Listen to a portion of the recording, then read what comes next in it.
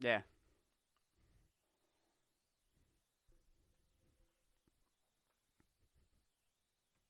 Okay. Hello, everybody. Welcome to yet another ECS player. Jerry has forgot to unmute himself in Vimic, so we got to miss his wonderful intro. Is he ready to take over again?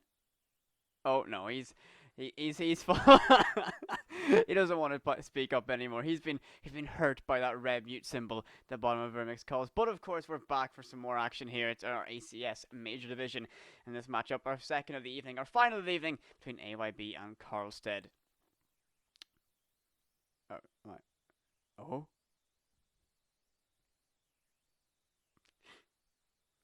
So sorry, we've got some.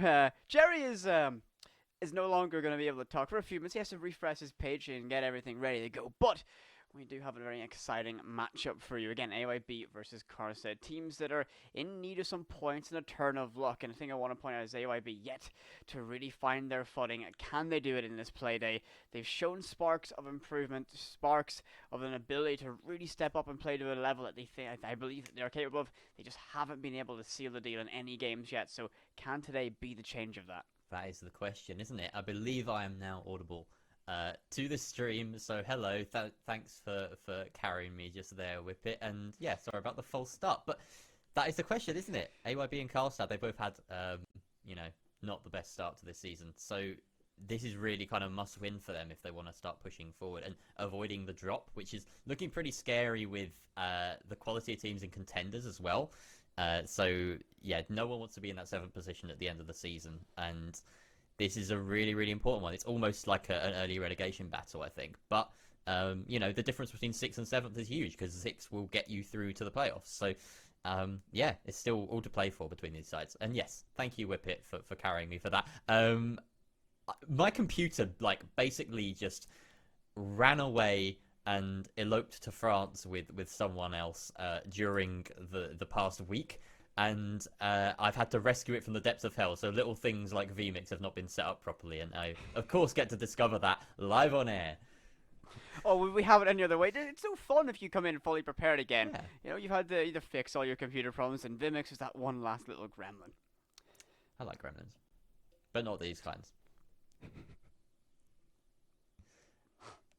So, So our producer has just floored us with the news that for some reason I'm only audible to him in his left ear, and that is truly bizarre. Thank you very much, Grissom.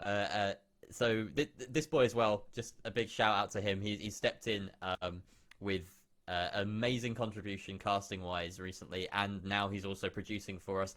So yeah, big shout out to Grissom, and of course our wonderful observer science for today. So I believe we're probably ready to have a look at some of these lineups, perhaps, if we've got a bit of time. We've got AYB and Carlstad up against each other, and these are players that we're familiar with, but not necessarily. Well, I mean, they had that recent org change at each of them, and they've been sort of, you know, they've had a long time in this league. AYB just managing to scrape through to survive last season, and Carlstad always being a kind of middling side and never really showing us like their true potential. They managed to I think they managed to get to the finals about 4 seasons ago, but the roster has undergone so many changes since then that it's kind of like a, you know, triggers a mop. He's changed. He's had like 5 heads and 7 handles or something, so it's not the same mop anymore. I've never heard that analogy before, but I think it's a very accurate one. Is now we're going to have our rosters up for the evening, and there we have AYB Vapor. We have a sub stepping in. I was told to me, but I can't quite remember. But we have Choco Wolfie, and I don't think so. I think we. Oh no, my mind is blanked. I think we got the wrong roster sheet up. Jerry, help me. That's no, I believe that's the correct one. But yeah, I'm trying to figure out who this sub is right now. We will find that out fairly soon, I suppose. But either way, you can see the stats aren't looking especially good for either of them, and that's just a reflection of the sort of torrid season they've had so far. But we are, yep, we are ready to look at those map bans and see exactly where it is we're heading today. And it's not Oregon. No. Or it's not the entire ban phase isn't Oregon.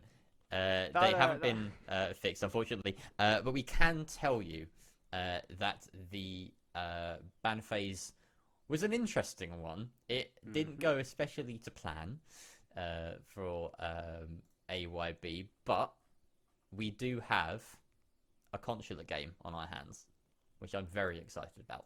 Oh, so am I. It's anything to get away from an Oregon club evening is always exciting. But we do have. Well, there is club as well, unfortunately for you, and it's not updating properly. Unfortunately, we're having just a few technical issues, so do bear with us. But yeah, we could actually talk through that ban phase for you verbally instead. So Clubhouse and Consulate are the maps we'll be going to. Consulate first, being AYB's map pick. Again, not what they initially planned, but that's the way the cookie crumbles for them. And Clubhouse is Carlstad King's option. They did have the choice of Cafe at the end there, and yeah, opting for probably the slightly more popular of those two maps, if you ask most people, I think. But yeah, I'm very glad to see Consulate today. I hope it's going to be an entertaining map to start us off. Yeah, I mean, anything again to get us away from the almost just repetitive nature of seeing Oregon every single day. It's always refreshing. And Consulate, a map that if teams aren't fully prepared for nor necessarily expecting, they can get caught out with. So there are community predictions up on screen now, and pretty close, but only 37% of people are backing AYB to be able to score their first full-on victory. I got caught off there by the message in chat. I don't know. I'll have to think about it. Depends. If you win, I guess you'll get that honor. Okay, we have that on record then. Yeah. If Light wins this, then well, congratulations. Whippet will be your Valentine. So all to play for, and this is going to be a really close match, I think, especially with that on the line. But these two teams, they've had similar stories up to this point, and they're really struggling. And our community vote, as you saw earlier, kind of reflects that. It's going to be really, really close, I think. So, interesting ban phase so far. Not a single hard breach ban, nor a Thatcher going out. So, all of the ability to open up any wall that any attacking team pleases. Capitao and Jackal instead going off the board. And then Wamai and Valkyrie. So, Valkyrie very influential on Consulate in particular. A lot of the game is played, well, almost outside map. If you're attacking CEO, for instance, you can get on those repels and create crossfires that make it virtually impossible to defend or move about up there. So the Valkyrie enables the defenders to, get a bit aggro, go for those runouts while the flanks aren't, while the runouts aren't being covered, or if they manage to remove any air jabs. Also notable that the Nomad has gone unbanned. It looks like that's not factoring into Carlstad's attack plans, though. They're just going with a single hard breach, no Thatcher, interestingly enough, and the Buck and the Sledge and the Ash and the Zofia. Basically, this is entirely soft destruction focused. Yeah, this is a very kind of interesting with ban phase and lineup. Again, the Nomad being able to make it all the way through, and then seeing a Jackal ban is not something is very common inside of competitive play. Perhaps that this has been something that was spotted out. It could be a counterplay to an individual player, but looking at that decision, perhaps it could be better sent to ban.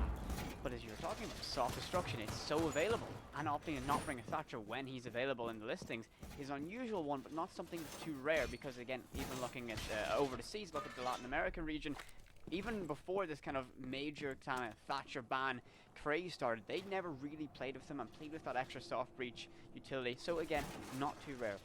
The other thing that's interesting about that ban phase is the Capitao and Wamai going through, because you often see those paired because of the interaction that they have with each other. It means that Wolfie on the Jaeger is, well, anyone on the Jaeger is going to be fairly influential as to how the rounds play out. We've got quite a lot of throwables on the side of Carlstad Kings bringing on their attack. Interesting that we see two Claymores as well. I like that for this map in particular, especially when you know that you've got plenty of throwables already and other projectiles to work with. You don't need to really worry, especially with the Wamai about burning through as much. So having your flank covered a bit more than you usually would is certainly a good option. And yeah, it's rare to see the Claymore on both Ash and Zofia, but yeah, certainly makes sense here. Yeah, I mean, again, it's just so much trouble, so much self-destruction, and Spike going to be able to get the opening frag. That's Wolfie off the board, and that's going to be your Jaeger. So that's going to be the primary kind of means of delaying time and holding some map control from the offense. So AYB a really casualty, and that could be influential, because this is going to allow a lot of pressure to be applied directly as Jeff spots the player crossing and has the information via yellow and red pings, but this alibi can probably creep his way back down the yellow stairs and get to the relative safety of the site, while the mute out in the bathroom might be left to hold his position solo as the encroaching attack is trying to cut him off and really pincer him into this position. The shield's not revealed. He's sitting in the cubicle, however, but he makes a swing, and I think he's going to be able to get all the way across and likely dropping that hatch for now. Holds that position. He's going to hold it with his life, I'd imagine, because he can waste a lot of time. So that's going to be Vapor using his life to get another member of AYB off early. That's going to be your alibi. Zofia doing good work there. Jeff encroaching now on this bathroom position, but Light's played it quite well. He's backed off with just enough time. In fact, it's Yuri, who nails the headshot through the hatch after the player above Jeff just getting maybe a little bit too keen for that kill. And now they do have a man advantage still, CK, and they can begin working piano and removing any denial from that wall. You can hear the Selma charges going off. It's going to be a bit difficult now for AYB to deal with, as all of these angles and the entryway now a possibility for Carlstad on their attack. Fluvio grabbing yet another kill as AYB have been reduced to only 2 members of the clock now draining away. 59 seconds, 49 seconds left to go. His Light's going to be able to pounce around the white van and find Fluvio, locks up to the rafters and gets one on the spike. Now tying us up into a fair and square brawl. The tag team matchup with 40 seconds left to go and information gathered. Zofia creeping around, using his prone angles to potentially line up a shot and shut down the Maestro. A dangerous weapon left alive. As Choco can hold his position, however, he can be super beneficial, but he's going to be the last man standing now as Cold Cobra finds Light and leaves the Maestro in a single position with 20 seconds left to go and his plant going down. He has to act quickly. He's going to get held by the cross. The shots are going to rain past him. Not quick enough for the draw, however. He's going to get shut down. And that's going to be Carlstad Kings getting the very first round here on Consulate. Such a wonderful and thorough take there from the top to the bottom of the map. That is Consulate 101 there from Carlstad on their first attacking round. And I do want to highlight one player in particular, and it's not a Carlstad player. I feel like that was a real team effort from Carlstad, but the one person holding it together for AYB in that round was Light. He got some incredible picks on that smoke. Light got a couple of kills. Yuri as well getting an important one through the hatch, but Light basically swung it back in the favor, well, not in the favor of the defense, but within the reach of the defense. It was a possibility that they could have won that one out. Again, I think that was just so well executed by CK. They just had every piece in the right place. The piano, they immediately got, I believe it was, of course, Cobra on the ace. Round outside, ready to breach, and he got the plant down. That's a successful plant as well. Nice to add that to your stats. So, yeah, just more of the same from Carlstad Kings. AYB, I think perhaps they need to just look at that round and think, were there any fights we took that weren't really necessary? Because it seemed like they fell apart kind of piece by piece, and there wasn't much of a chance to refrag.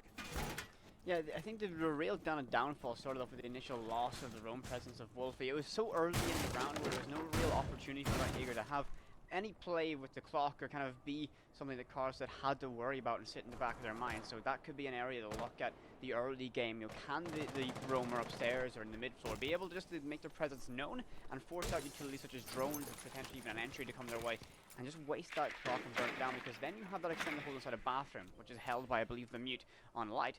And if the time has been burned away by the upstairs take, or the Wolfie can just burn it away, that's going to be a very difficult position to get rid of, especially when you got the clock beating down mute as well as utility burned away from clearing his own presence. But we're seeing 2 members now upstairs playing, Vapor and Connector. Wolfie is supporting over by that bathroom. And they're trying to hold this position best they can. Some early damage done. Traded off between Jeff and Vapor. He's going to retreat all the way inside the CO now, but Wolfie now finding the very first engagement on top of the stairs is downing Fluvio. That could be a massive low early, but this is the changes that they need to make. Burning away time and HP. That's going to be an unfortunate loss as Vapor is shut down and the confirm can't come out. Yes, it does. Light pops around and Fluvio, first to fall for his side, and ties us up back to 4 players apiece. Just in the nick of time, he managed to escape into antechamber there. Jeff was encroaching, and once again, look at this adaptation here from the defense of AYB. They've gone for a reinforcement on this bathroom door wall. That was a key piece of line of sight that Jeff managed to open up from range to apply some real pressure to this bathroom position in the last round. And now they've gone, you know what, we need a bit more protection here. Mute Jammer as well on the door is going to make it very difficult for him to be droned out. However, don't know how well protected he is from the side. As we can see, Spike right now opening up some very nice angles. Of course, he can't really do this as efficiently as a Buck maybe. So this is going to be tough. And Light is playing very close to the wall. I think he's probably in enough protection here. C4 goes out, but he does get full flash, and that is his cue for him to fall right back down. Again, Buck taking that ground, but Light playing it very, very nicely so far. That was He's burnt very a lot of well time. done. Very well done by Light. And one thing that we just saw there is that panel the Buck opened up to apply pressure directly on that deployable shield in the opening round was now reinforced here. So that gave a little bit of extra protection to that Mute and allowed that position to be held. And more importantly, able to burn away that clock even more, forcing Carlstad now into a tricky enough position. Yes, they have top floor control inside of Piano, but they have only 40 seconds, now 35 to work with. The wall's now opened up, and this is going to rotate some pressure. That diffuser stuck outside. So Cobra is going to be the very important, very pivotal part of this. Can he get inside to force this diffuser down? Up there's pressure, doing their best to displace any remaining defenders. Slide's going to be able to find challenges. Spots the player, but can't quite land the shots. The L85 ringing off just beside his ears. He's going to be very passive and patient and waits for Spike to cross. He shuts him down, finishes him off with the 12 gauge.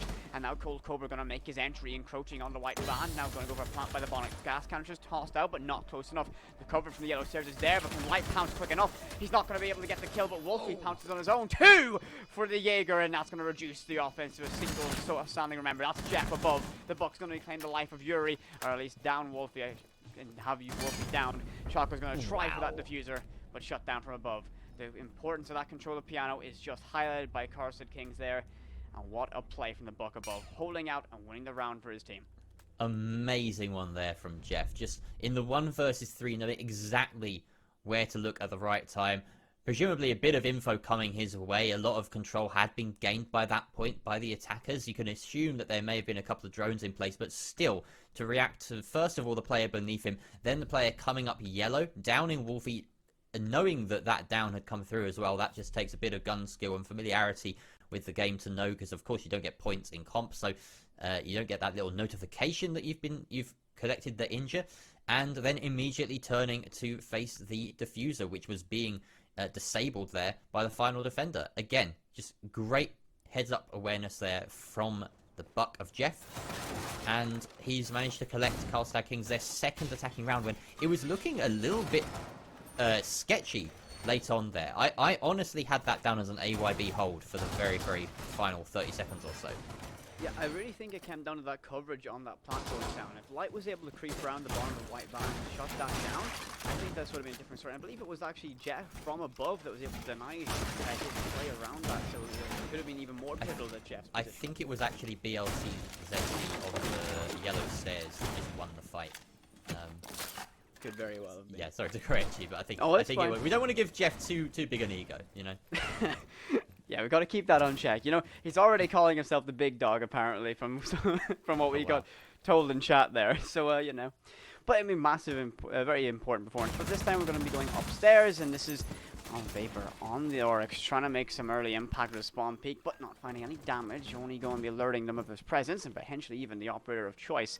An interesting pick to go Oryx, but a map like Carlstad has lots of versatility for a man that can jump through hatches, make his way around a map with relative ease, only trading off 5 HP, I believe. Every wall he breaks. Choco trying to brawl with the player repelled on the window, but it's so early in this round, these dangerous fights may not be worth anyone to take. So, information getting gathered by BLZK, and it's all about whittling down the clock for the defense, but this is a lot of pressure applied to Babin very early, as Jeff leading the charge, and he's going to get control of Coffin as well as that break room, and this is going to be the front line forming up here by Carlstad.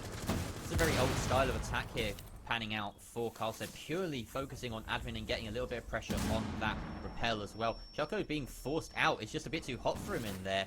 Has to drop down. He does have a C4 in hand, so he can influence the round from beneath. He is the only one of those C4 wielding operators on the defense right now. Vapor as well on the Oryx should be kept track of, because, well, if he's playing this operator well, he has the opportunity to go for a flank up admin hatch, and using that wonderful jump that apparently took 5 years for anyone in Rainbow Six Squadron to learn how to jump.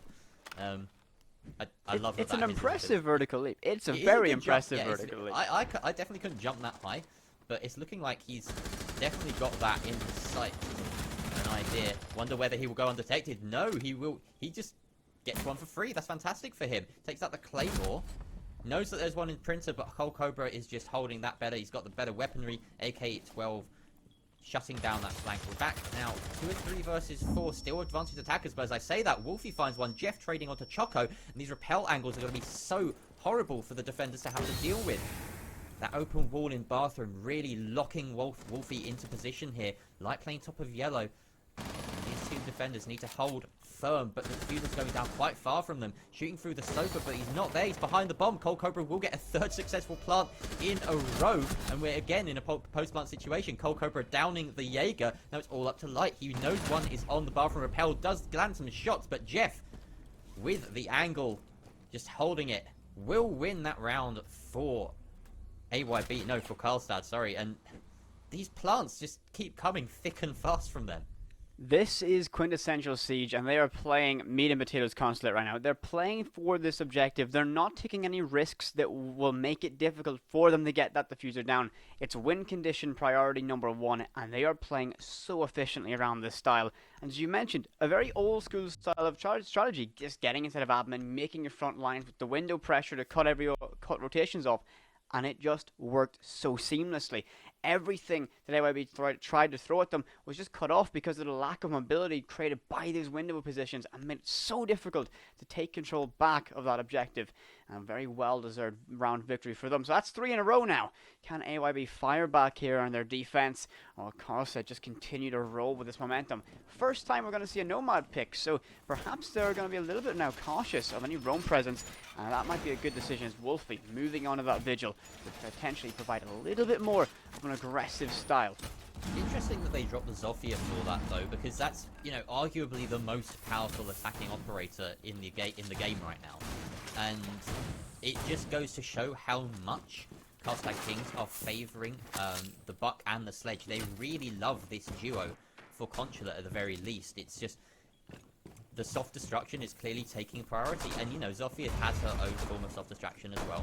It's a little bit limited. You could argue that with those breaching patches that she can provide, you know, a similar level of soft destruction to, well, maybe not to Sledge and Buck, but at least to comp for the lack of one of them. And the entry power that she has with those lifeline stuns is, well, second to none. So it does surprise me, but clearly Spike and Jeff just loving these operators right now. And it's working, especially for Jeff, who, as I say that, takes a bit of a beating at the hands of Vapor, who will fall back from that position. But at least he's still up for the rest of the round. Wolfie now trying to get this cheeky angle. Oh my god, if this works.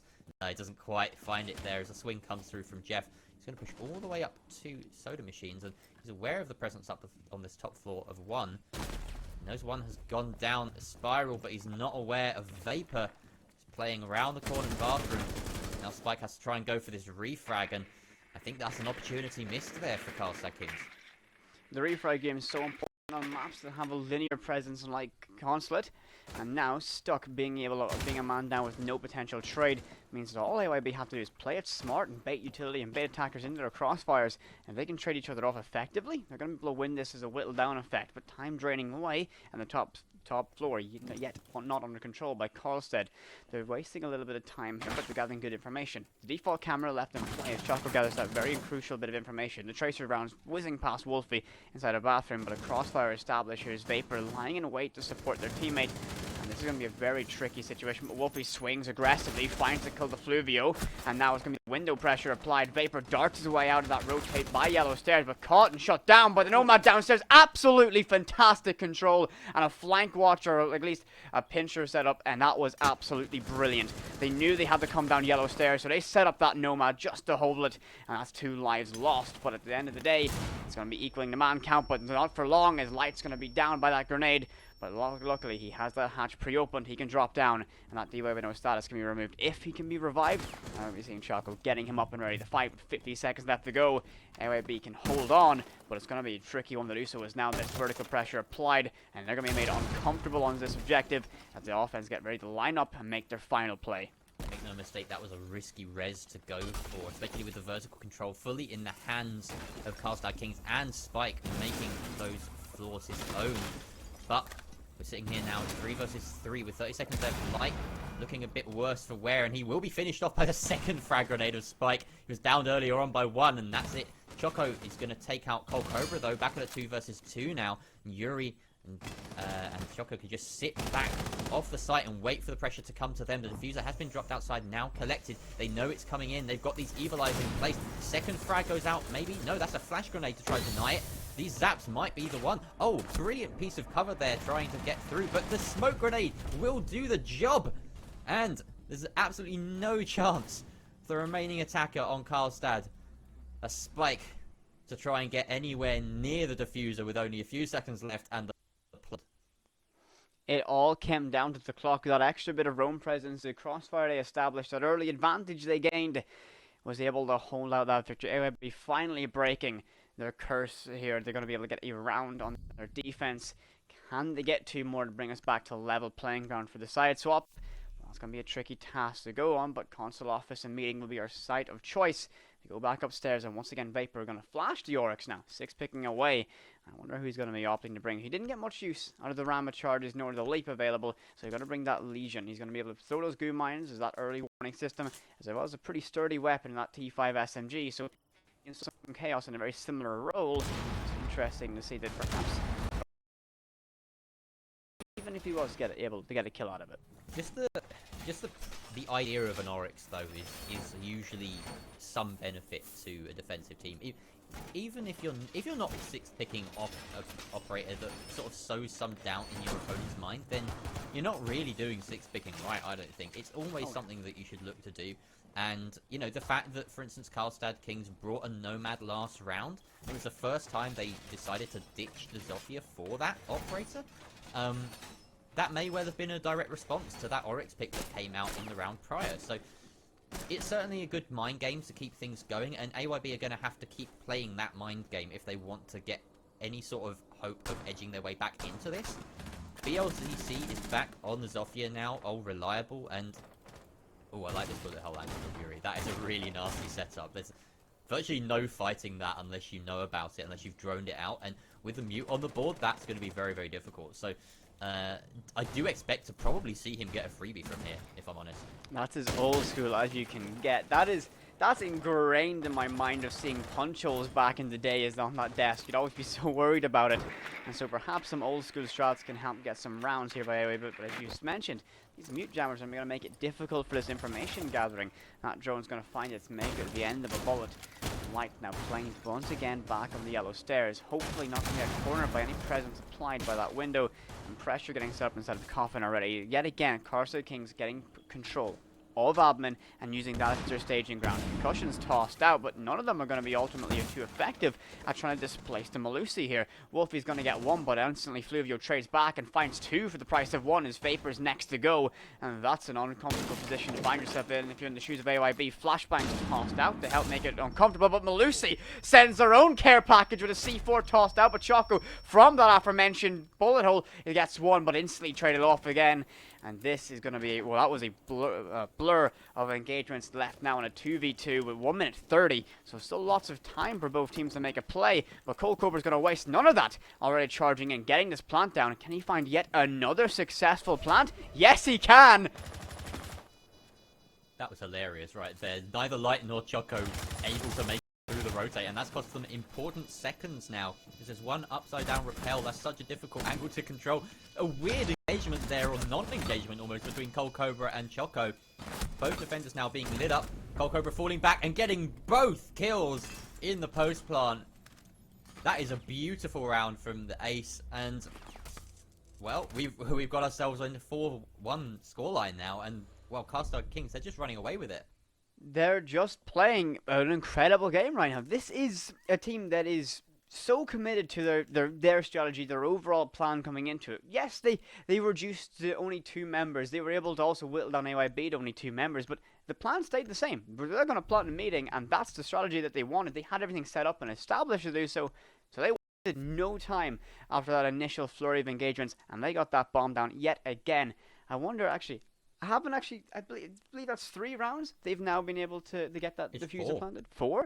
So every round they won. Yep.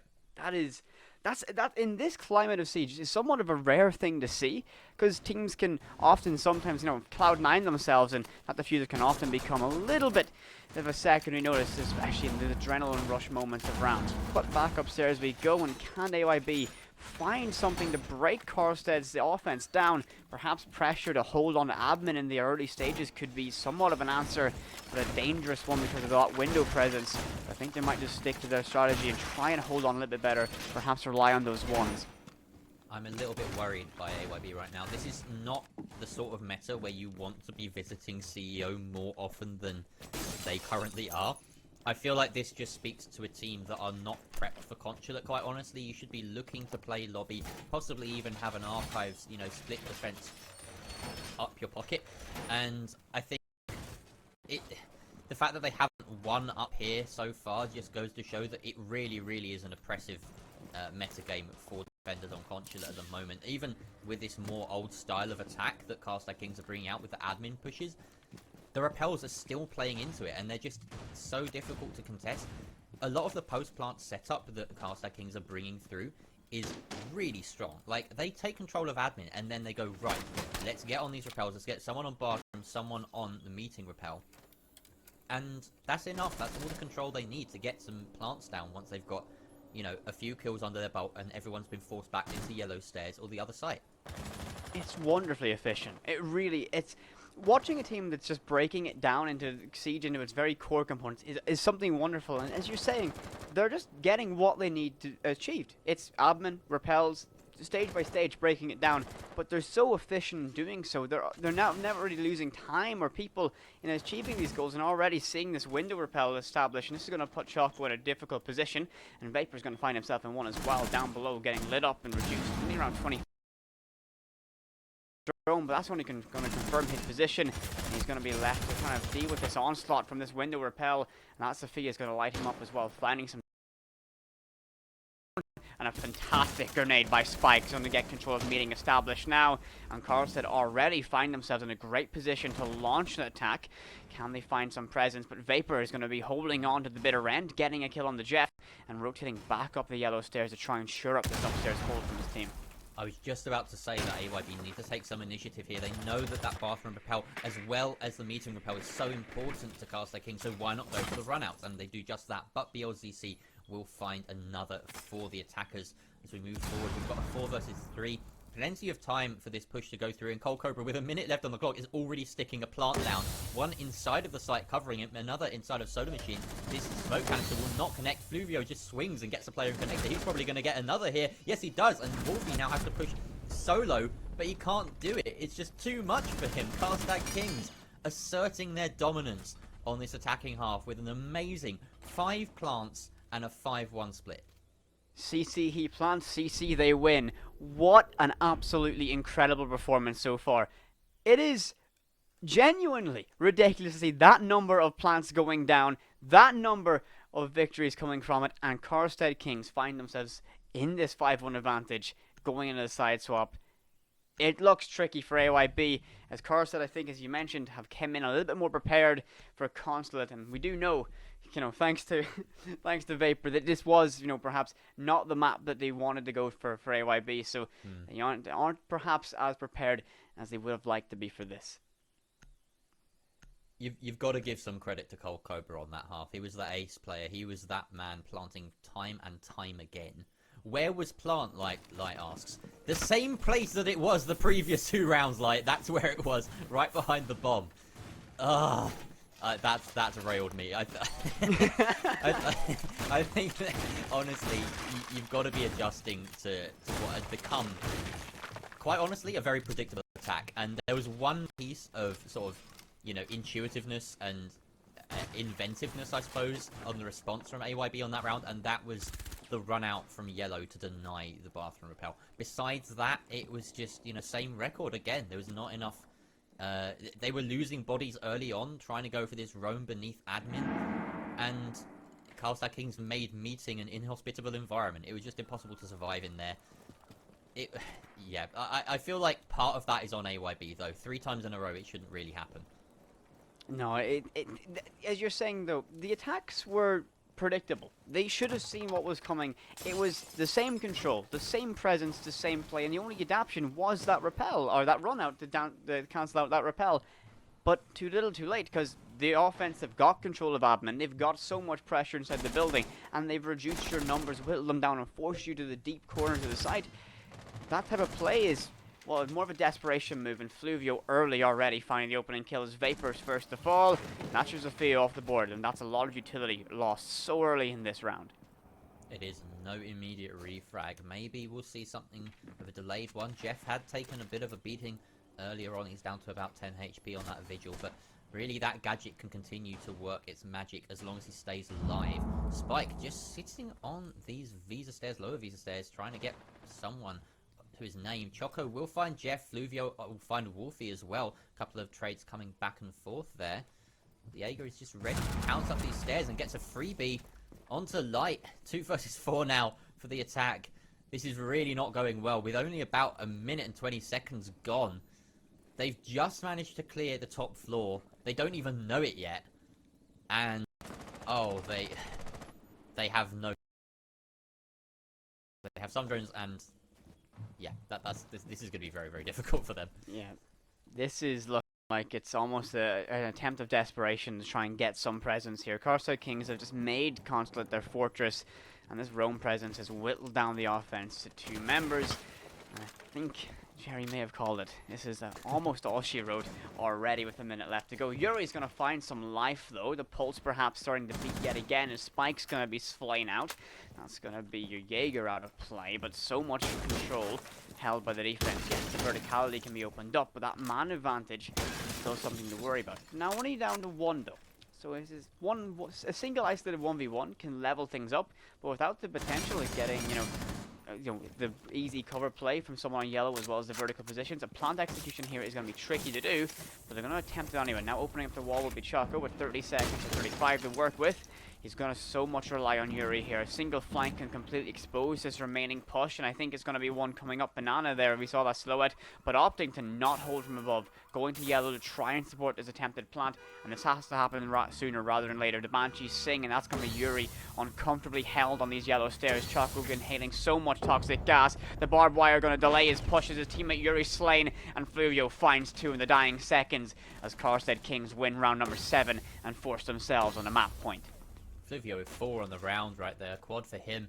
Split between 2 halves of the round, really. It was all about that early round for Carlstad on the defense. They've managed to put themselves onto match point as well. Let's not forget that 6-1. They've already claimed themselves a point from this Playday minimum.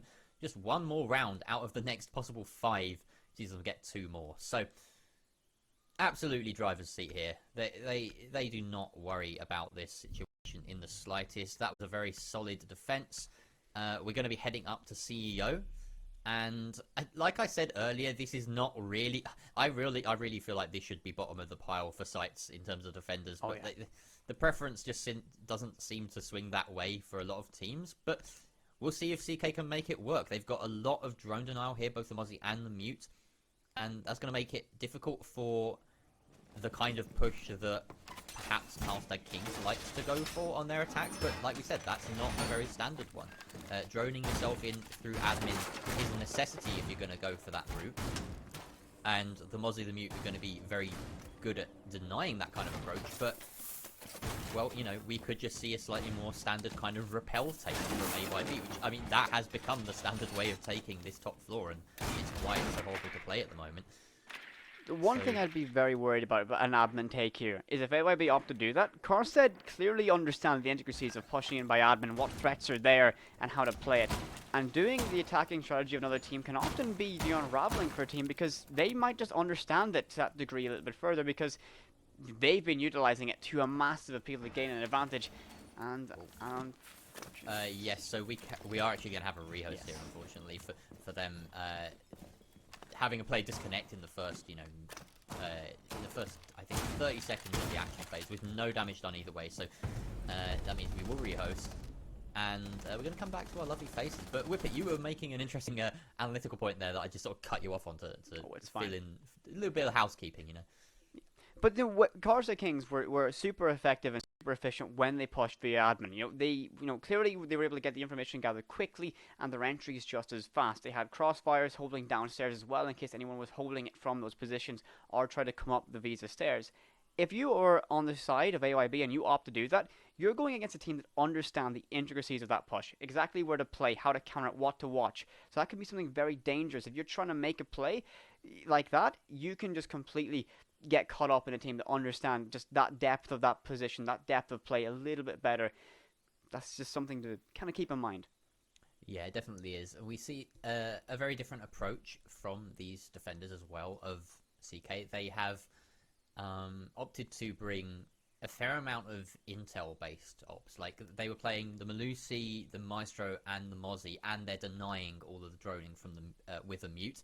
So clearly they're trying to sort of just play with intel. That is their main game here. We saw a very different approach on the side of AYB, where they were mostly dumping as much utility as possible, which might be a good way of holding up a team that the kind of I don't know. It didn't really do much. Is the problem. They had a bit of a roam presence downstairs on their defenses of CEO. Usually that was just dealt with really easily, and it didn't factor into the round. We saw one round where an Oryx managed to flank, but then was immediately traded off. And besides that, I think their roam was completely ineffectual. I would like to see, when we get back into this round, how Carlstad set themselves up in terms of the pieces that they place across the map. Like, whether they are going to have roamers, whether they're just going to sort of turtle up inside. I would probably not want to do that.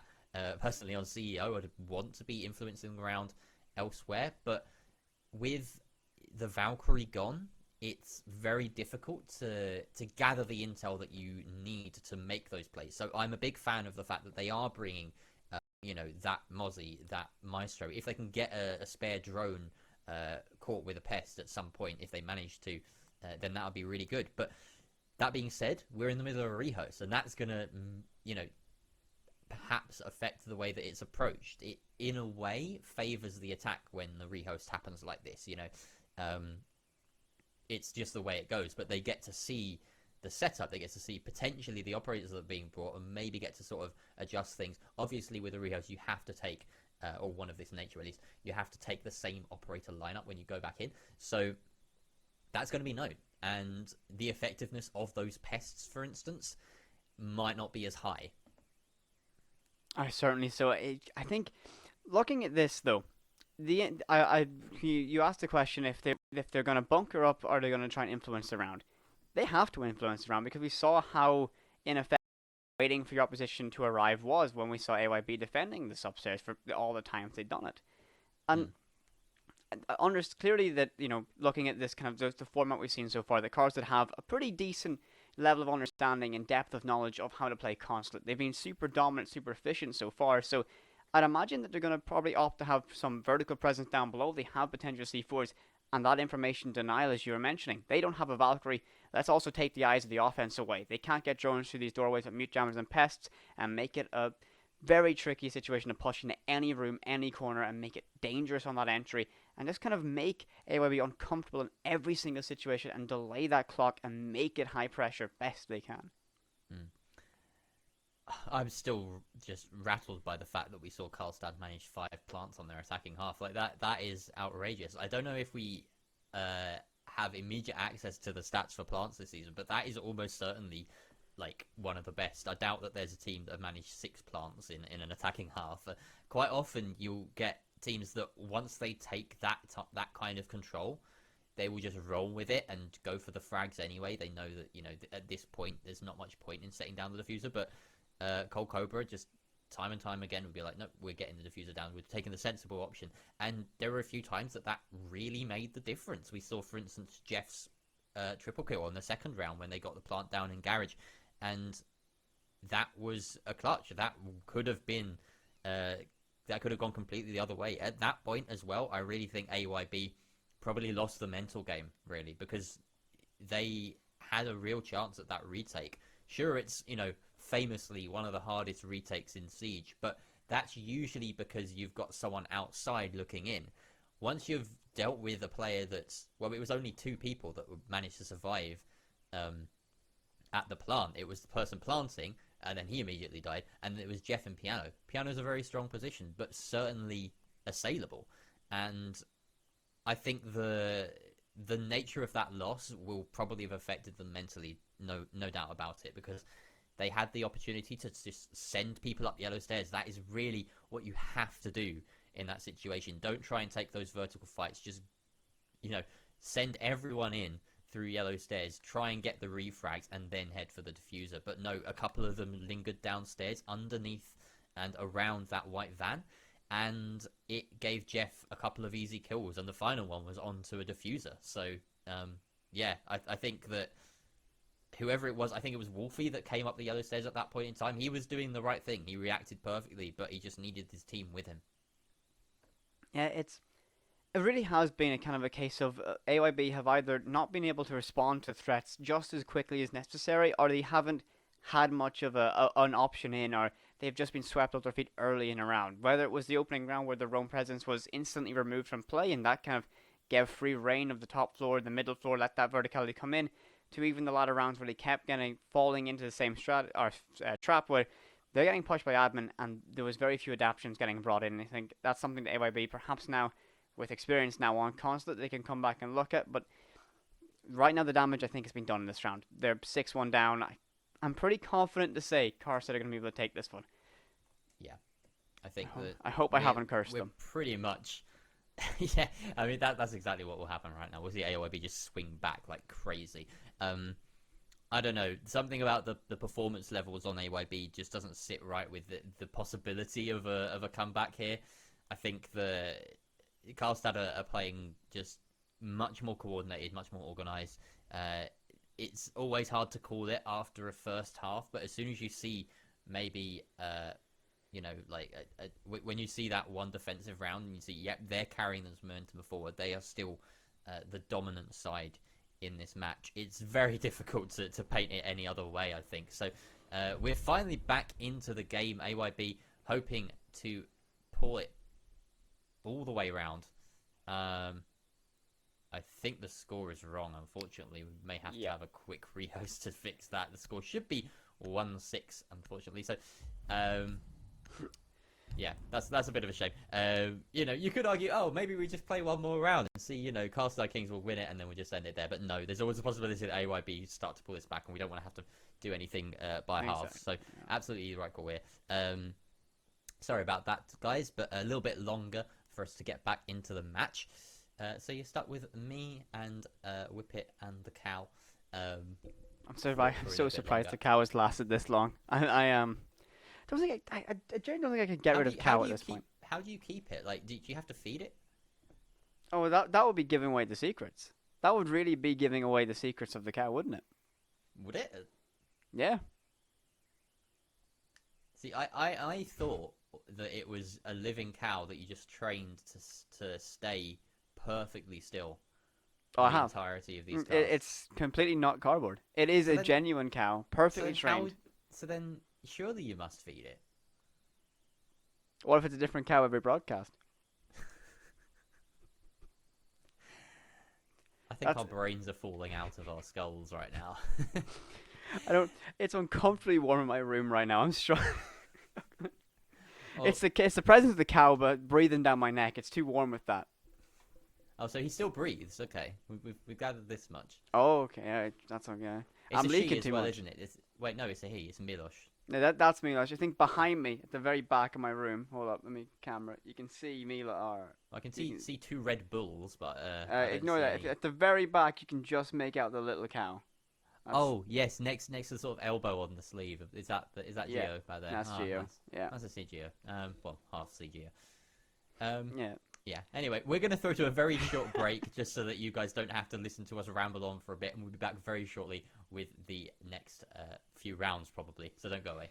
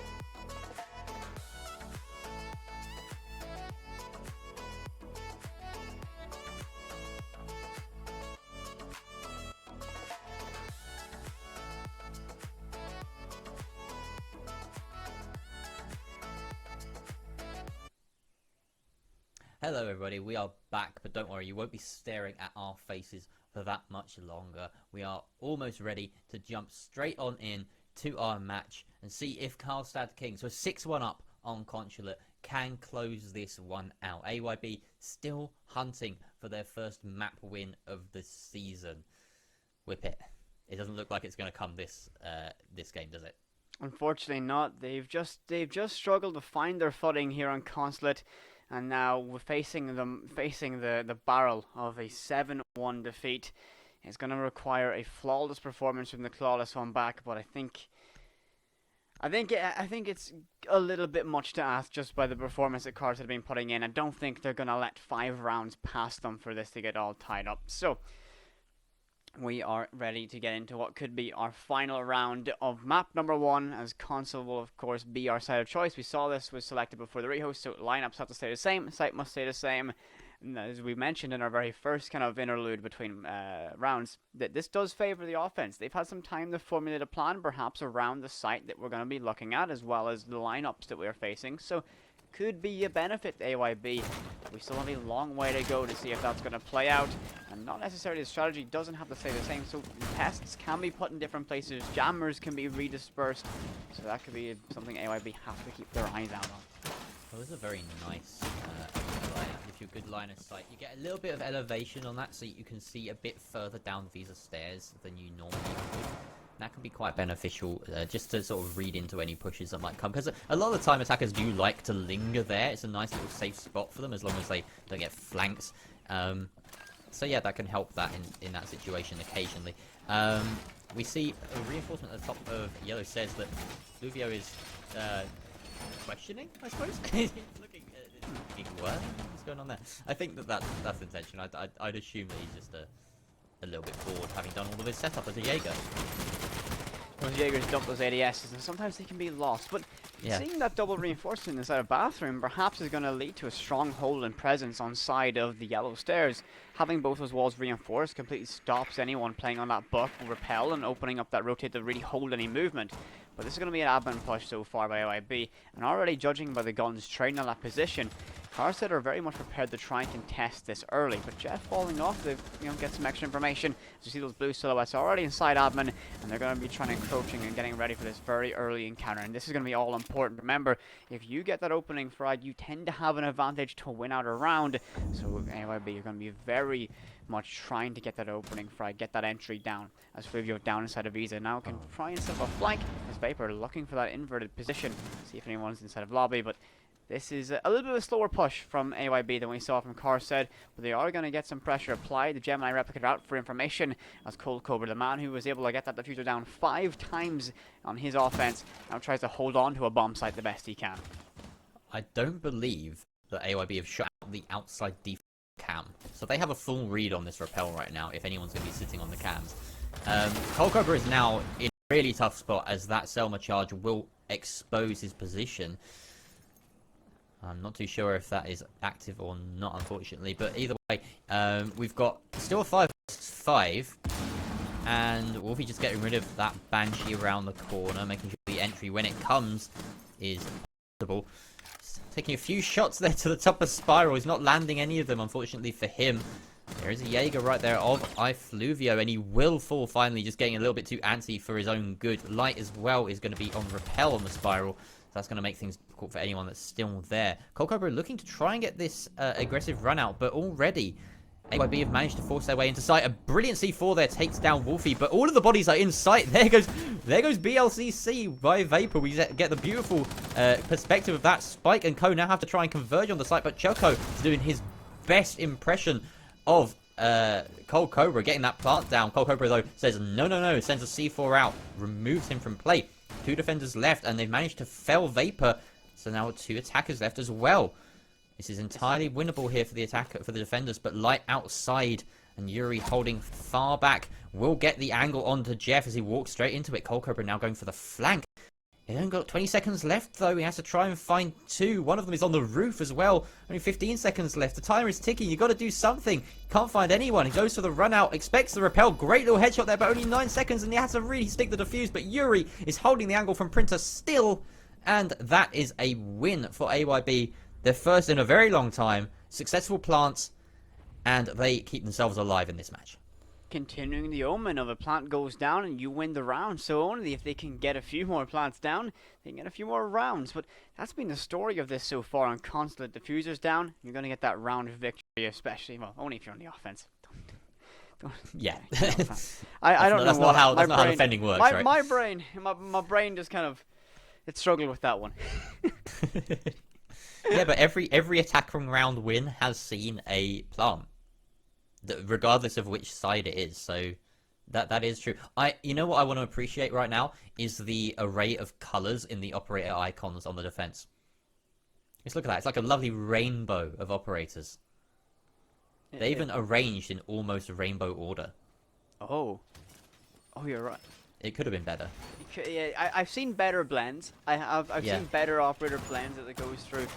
But, you know, it's pretty good variety. But yet again, we're going to see that Mutant Mozzie combination. That's going to make it very difficult for AYB to get their eyes on exactly what they're dealing with. But they were faced with that last round, and they made pretty good work of it. It did come down to a 1v1, but the time, they're very... the bailiff is a cruel mistress sometimes. Yeah, you gotta be standing fairly far back for it to be effective, otherwise you just punch tiny holes in the wall.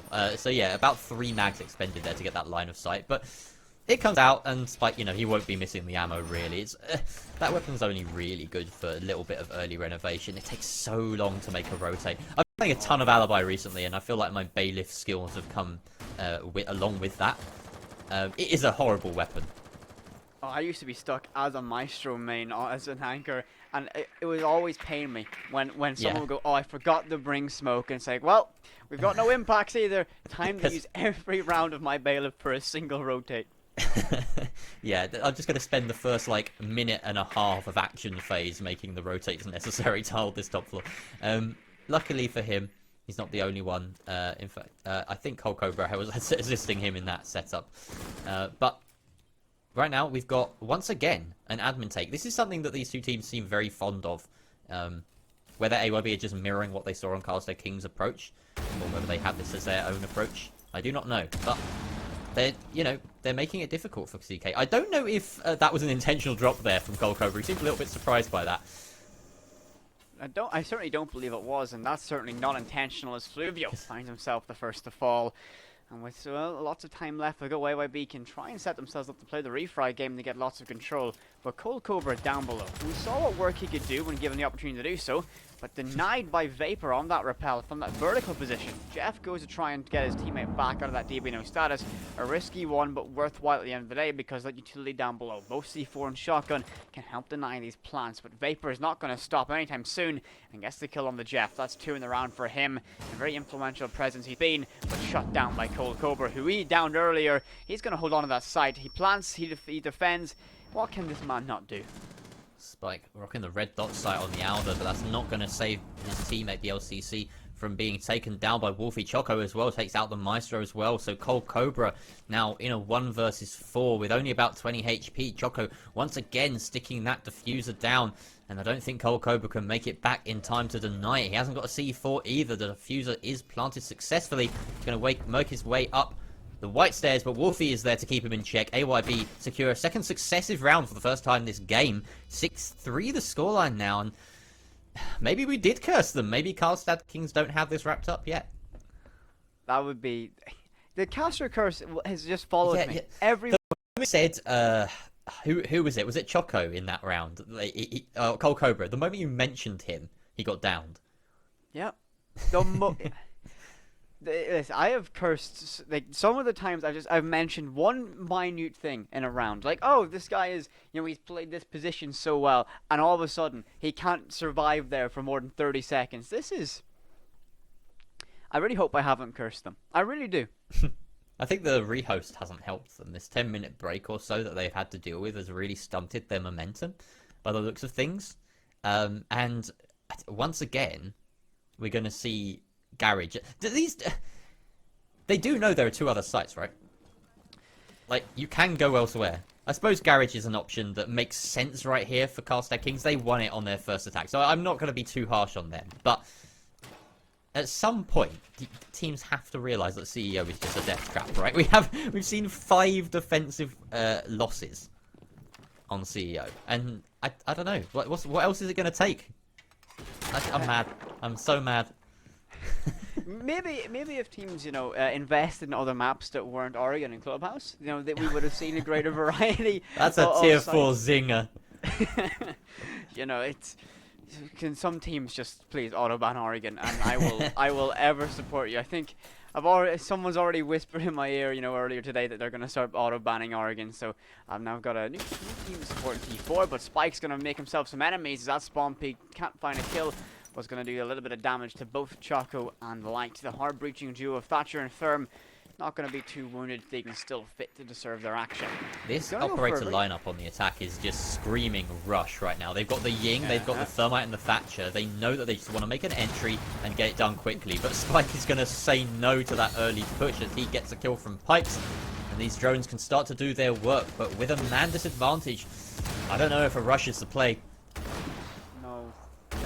That opening kill right there has completely tucked the wind out of the sails there, and Jeff playing aggressive in sandwich, just going to get another kill on the Light, and that's going to stir both Vapor and Wolfie out of a slumber, but Wolfie's going to be going to that forever box as Spike finds yet another, and now, just like that, AYB reduced to 2 against 5, and look at this control still held. Fluvio upstairs, the entire internals of Constant yet to be touched by a single member of AYB this round. I think this is going to be a very tricky round to recover. Some tracers whizzing past Vapor as my clean feed turns grey, but he's going to be able to find the head of Spike, but traded out from above. And now we're reduced to 1 single member of Yuri on that Ying. Candela's in pocket, but so many eyes can be trained in this position, not even those can flash them out. And this is surely a death trap to walk by White Van, but Candela cooked and ready to try and make an impact play, tossed out. But it is all she wrote. 1 at 30. I think it's just about padding stats at this point. I don't know about that. If you were to name a single operator in the game that could be, capable of winning this situation, 8-in-1 bullets in a mag, plenty of aggressive utility for an execute. If he gets a pick or 2 here, then Yuri could be offered up a win, but he's got a lot of things to contend with. There goes Jeff, a bit of aggro, not working for him. Fighting the player behind the shield, not landing any shots there, down to about 30 HP. Going to send in a smoke to cover one angle. That's a good piece of utility to make this possible. Taking the ones as they come to you. He's going to actually try and make them come, try and get them to come to him instead. Cold Cobra will finish things off, and that is it for Carlstad Kings. They managed to shut this one out. And that's good halves in chat. Finally, we are done with this wretched map. You know what? I went into this game thinking, oh my god, it's consulate, but that was far from a classic. If I'm gonna be honest, it was. But I was kind of hoping that Yuri would be able to pull out some Ying play, because I was ready to mention geez, Channel is in or Hungary versus Nora Rango on border at invite. That play is burned into my mind so much. it was like a 4-second ace or something ridiculous, wasn't it? That was I miss border in comp. Honestly, I really do love seeing border. Fingers crossed that the new stadium gets put into comp for some reason. Just cut coastline and it solves all the problems of coastline and border in one. But anyway, we're going to throw to a very short break just while we let the players rest up for their next game. But do come back shortly. We're going to be heading off to Clubhouse. That'll be Carlstad's map pick. So don't go away.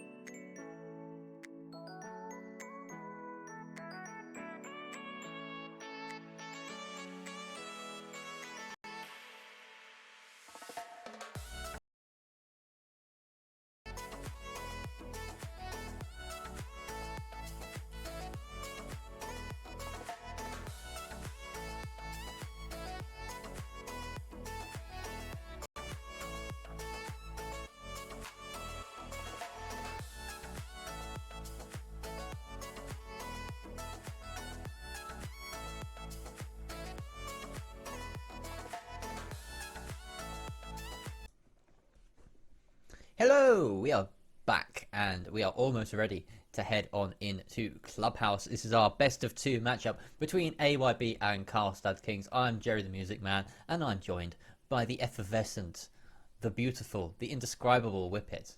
Oh, thank you so much. You've I made followed, my I Valentine's followed Day. two adjectives with the word indescribable, which is somewhat Yeah. like conflicting, but oh well. We'll Yeah, brush but you've past that. made my Valentine's Day now, Jerry. Thank you Ah, so much for that one. Yes, and well, hopefully we can get even better for an exciting matchup. you didn't compliment me back. Did I'm not creative enough to come up with something worthy to describe you, Jerry. Oh wow. Okay, that's a wonderful, like, sort of self put down and backhanded compliment. I love it. Thank you. Yes, that's That'll the do. best I can give you. Good. You shall survive the culling. Oh no. Oh no, Jerry. Jerry has reached the dizzying heights now, and now he decides who's willing or who's strong enough to cast siege. there was there was a thing going around in in our like in the ECS staff earlier about Jerry not being a nice boy, and it's somewhat gone to my head now, and I feel like I can play the villain, and I just can't take it seriously anymore. I have to start killing people, I suppose. We've got about 30 seconds or so before we're finally ready to hop on into this map. But Clubhouse, Carlstad and AYB. Off the back of another loss, unfortunately, for AYB, still yet to claim another a map for themselves. We're now going to Carlstad's map pick. I don't think it's out of the realm of possibility that we see Carlstad win this again. But if AYB were to win this is the question I want to put to you, Whippet. If they were to win this, how do you think they need to change things up from their performance on Consulate to Heroes? Well, they need to read into what their opposition are doing, of course. They need to see what they're facing round in, round out, and adapt and kind of bring that level of flexibility to play around what their opposition are doing. Because we saw when they were defending upstairs and constantly faced with the same push. They didn't adapt. They didn't change. At least on a very visible level. Perhaps they played in certain position or implemented different styles, but they didn't make enough of a change where they were able to kind of get a stronger foothold, really open up around, give themselves a better opportunity. But the one thing that I would say about this second map is it is Clubhouse, a far more common map inside of scrims and competitive play. So I think this levels the playing ground just a little bit between these two sides. It certainly does, and I think that last map would be a bit of an anomaly if we were to go back and look at that over the course of the season, and looking at these two teams' performances. If we were to gather all of those stats, the fact that AYB went there without necessarily being prepared for it is, it's going to throw the whole map into disarray, really. And it wasn't the most exciting. We did see a lot of plants, which speaks to potentially the possibility that both teams didn't really have their defensive setups on lock for most of that game. I think there was one didn't see a plant. In fact, I may have even noted that down wrong. I think if I recall correctly, that there was a plant on that final CEO round as well. So the amount of plants that we're seeing on Consulate isn't in no way what we expect to see on Clubhouse. Clubhouse far more regimented. Every team will have, at the very least, a decent basement and cache setup. Most teams will have a good gym setup as well. And we can expect, I think, a much closer contest here, regardless of the difference in ability between the two sides. So, we've just had a ban phrase go through. Wamai and Hibana off the board for AYB. Of course, Hibana being incredibly powerful post-buff, and Wamai just a mainstay, really, of competitive, and of this map in particular. Thatcher and Kaid, also an interesting pairing to go out. I mean, Thatcher's fairly standard, but the Kaid is incredibly strong, especially when the Hibana and the Thatcher are both gone. So, makes perfect sense that Carlstad Kings would use their final ban on him. Expect plenty of Maverick. That is basically what this ban phase says to me. Yeah, this is, coming down to a very quintessential Clubhouse game where Maverick is going to be the primary method of getting through these walls and these hatches as well, and kind of making it difficult for the defenders to move around. So AYB on their defense now, maybe going for the basement first. So I wonder, can they bring a little bit more heat? Can they find themselves on a better footing earlier on in this matchup than they saw on Carlstad. It is a map that they have a little bit more of experience on, and perhaps they have more comfortability playing. After all, they didn't necessarily intend to play Carlstad in our very first map, so coming to a little bit more of a common ground map, they might have a little bit of a better chance than always. That defense can give themselves that little bit of an advantage, as historically the defense has been weighted towards on a maps like Clubhouse. Legion's an interesting pick for this site. Most of the time when you see a Legion being Rome, but usually one of the two anchors left down below, because he's very good at stalling things out, at getting a bit of an early warning on any potential rush. He's also completely viable though on a bit more of a turtle style hold, which is what we're starting to see. However, we do have Vapor having set down all of his banshees on site, doing what we see Melusis do quite frequently now, roaming, and he's carrying 2 of those impacts with him as well, as affording him a little bit more maneuverability. But we can see right here, Spike and CK are wasting no time in trying to clear out this top floor and middle floor and force, well, it will just be Vapor back down into sight. I really like this entry there from Spike. It looked like he had a very predestined path in his mind, and he's got a very good way of achieving it. Efficient in moving through that map and getting clearance, as well as saving time. Vapor finding that very early, engaged in top of the middle of the main stairs. No damage traded off either way, so he's going to be able to retreat back to that site, and once again the basement becomes a bunker, a fortress. But can AYB hold on to this hollowed ground? Or can Carlstad Kings break it down systematically? Vapor playing around these bars is interesting decision to put a smoke grenade on the hatch. Perhaps a miss input, but an impact tossed out by that Melusi. That's going to be the first set of hard breaches denied. That's just going to delay some time. Another impact used, and that's going to reduce all the Selmas to nothing. They're going to be left. Now the Ace has no way of breaking through any hard walls. The Maverick is the only solution to crack through this puzzle. Yeah, and Maverick is a very risky solution to that puzzle, because of course the rest of that floor is self-destructible. Choco is actually going to find the opening kill of the round, peeking up through the partially destroyed hatch, and that is the Maverick dead. Absolutely no hard breach options left on the side of Carlstad Kings. A huge pick from Choco, given the state of play right here, and now Carlstad Kings are scrambling the forces to go, right, we have no option but to just push blue. This is the way to do it, and it's all hands on deck for a blue push now. Yuri has fallen off that angle that would have guarded against Oil Pit, but Vapor is going to take it up now, standing on those boxes. He should be able to take down Spike, but I think Spike has made his way past. Wolfie will find the opening frag of this execute though, and it's all AYB all the way. Finally, Jeff gets one, and a second onto the player inside of blue, almost finding his way back in. A third, is it a fourth? He does see another. It is a quad, a very quick one at that for Jeff. Fluvio is covering as Jeff tries to get the plant down now, and Yuri in the 1 versus 2 has to try and retake. What an incredible rotate there from Carlstad Kings, and Jeff in particular, but Yuri now has to try and pull this one back. He knows roughly where that diffuser is set.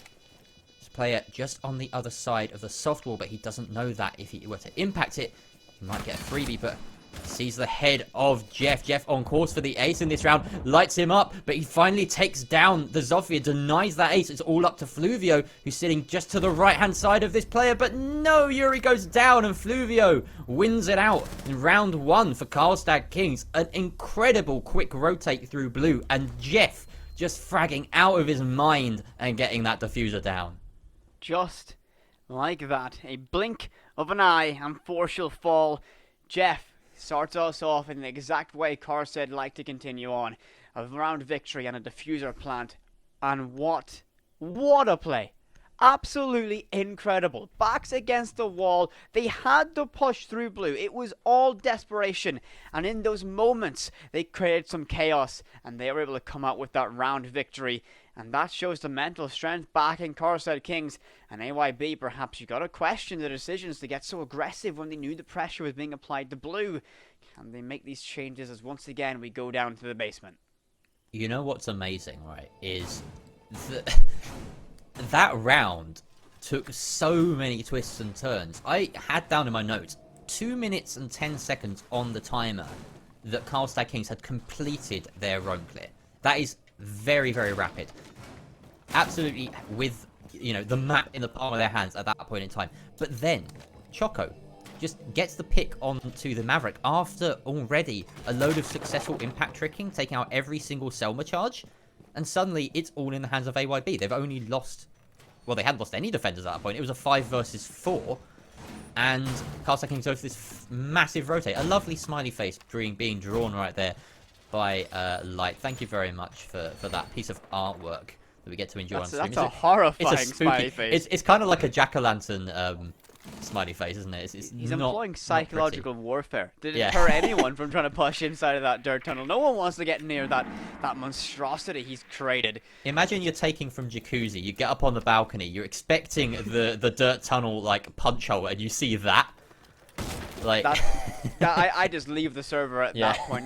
That is just too much to handle. But you mentioned how quick this roam clear was, and yet again we're gonna get an eyes on here. But Vapor and Wolfie, well, they're not gonna get cleared out. That roam's not gonna be that efficient as Jeff, the man of the hour, shut down early, as well as Fluvio. And that's your Ashen Zofia gone. The sphere has been dulled.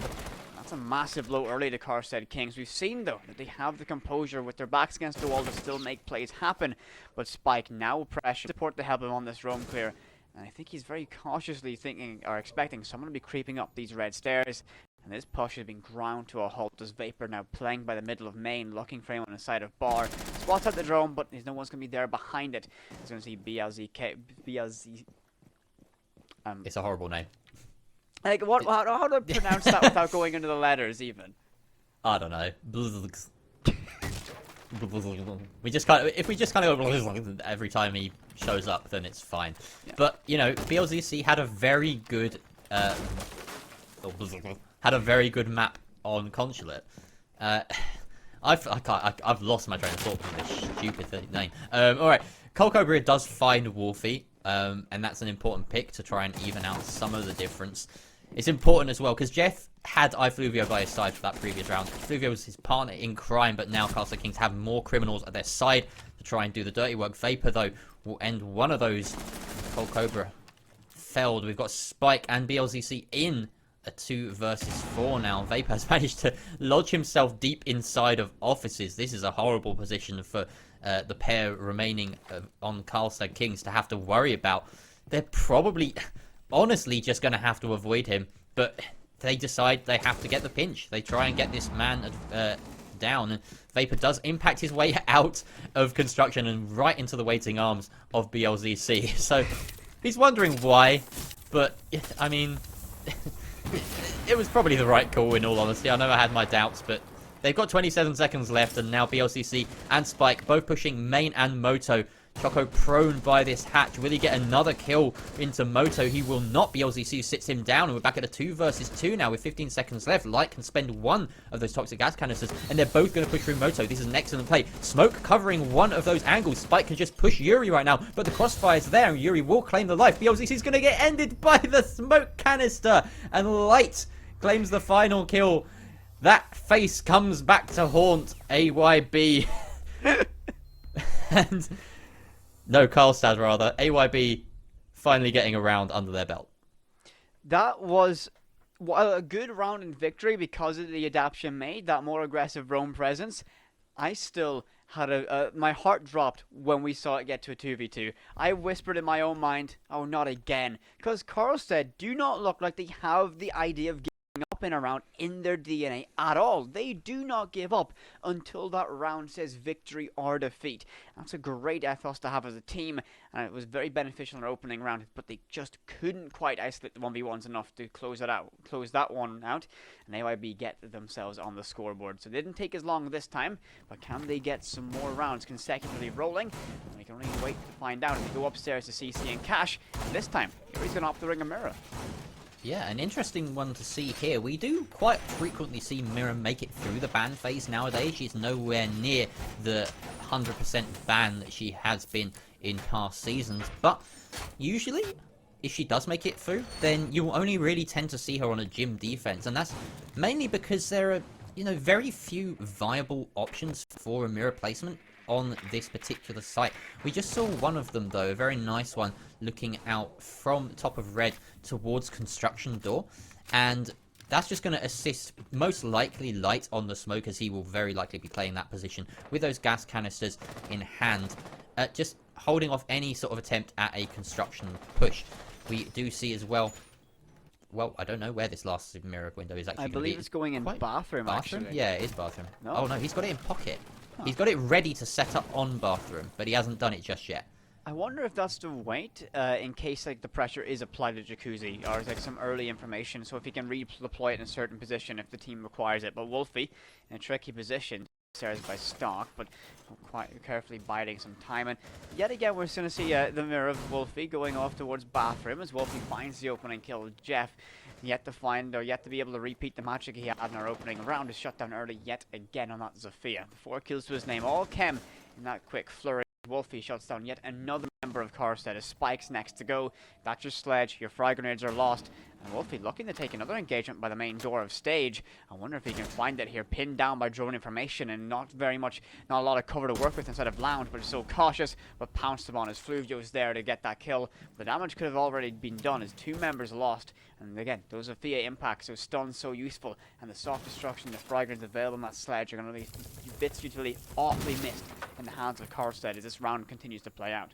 Wolfie stays really were numbered there as Cold Cobra had managed to get into a key position to lock him into place inside of lounge, but I think he let him get away with a bit too much before that engagement from Fluvio. So right now the attack is still sitting on a man deficit. Fluvio and Co trying to push Maestro out of this position. He's got 3 ADS to his name, and that is how you want to use them nowadays. Stack them all up. Ooh, looks like BLCC almost got a whiff of it there, but Choco doesn't quite expect to push up the stairs. He's still looking through the pixel and didn't spot it coming out. The ADS is covered by the corpse, though. They're gonna claim one Selma. Cold Cobra will take out Vapor with that nade, and suddenly the attackers have a hold of this round. Light and Yuri last alive. They've got shields, they've got mirrors, they've got gas canisters, but do they have enough on their side? This is a lot of time for Carlstad Kings to have to work with. They can easily drone out these remaining defenders. You can almost assume their final positions at this point anyway. Fluvio getting away with a little bit more droning than he probably should have there. Finally gets shot out by Light. Mirror managed to be... Is that... No, the mirror's still intact. I think the push is coming through. BLCC will put down the diffuser, but the C4 comes out. It will not connect, and BLCC will be successful with this plant. 2 versus 3 post-plant now, as the attackers can fall back into these good positions. Light going underneath, trying to retake Garage. He has to try and land some nasty shots onto the rafters, but Cold Cobra is there to take out Yuri, and Fluvio's Claymore left downstairs is enough to seal the round out. Light going off in a big explosion there. Oh, it was on closet wall or window. Interesting. I thought he ran out from Stock. The body was so... Okay, he went really far. I thought the Claymore was on the small garage stairs, and he just tried to peek into garage. Oh. Either way, his body looked very far away from that Claymore. He was sent to the moon. Well, that's another round for Carlstad Kings, though, and they look very comfortable in doing so yet again.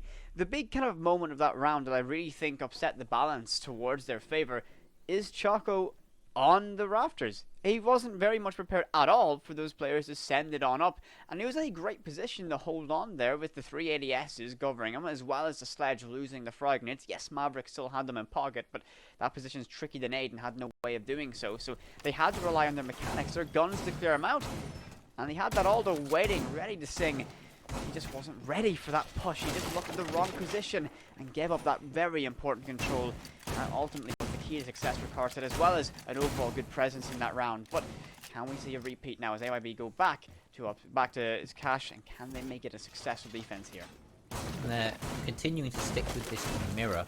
One thing that's interesting to note, a little quirk of the cache site, this wall that we see Light reinforcing right now is actually too narrow to place a mirror on. So be gone with any sort of notion of having a really nice placement for a mirror that looks into construction. That's not possible, unfortunately.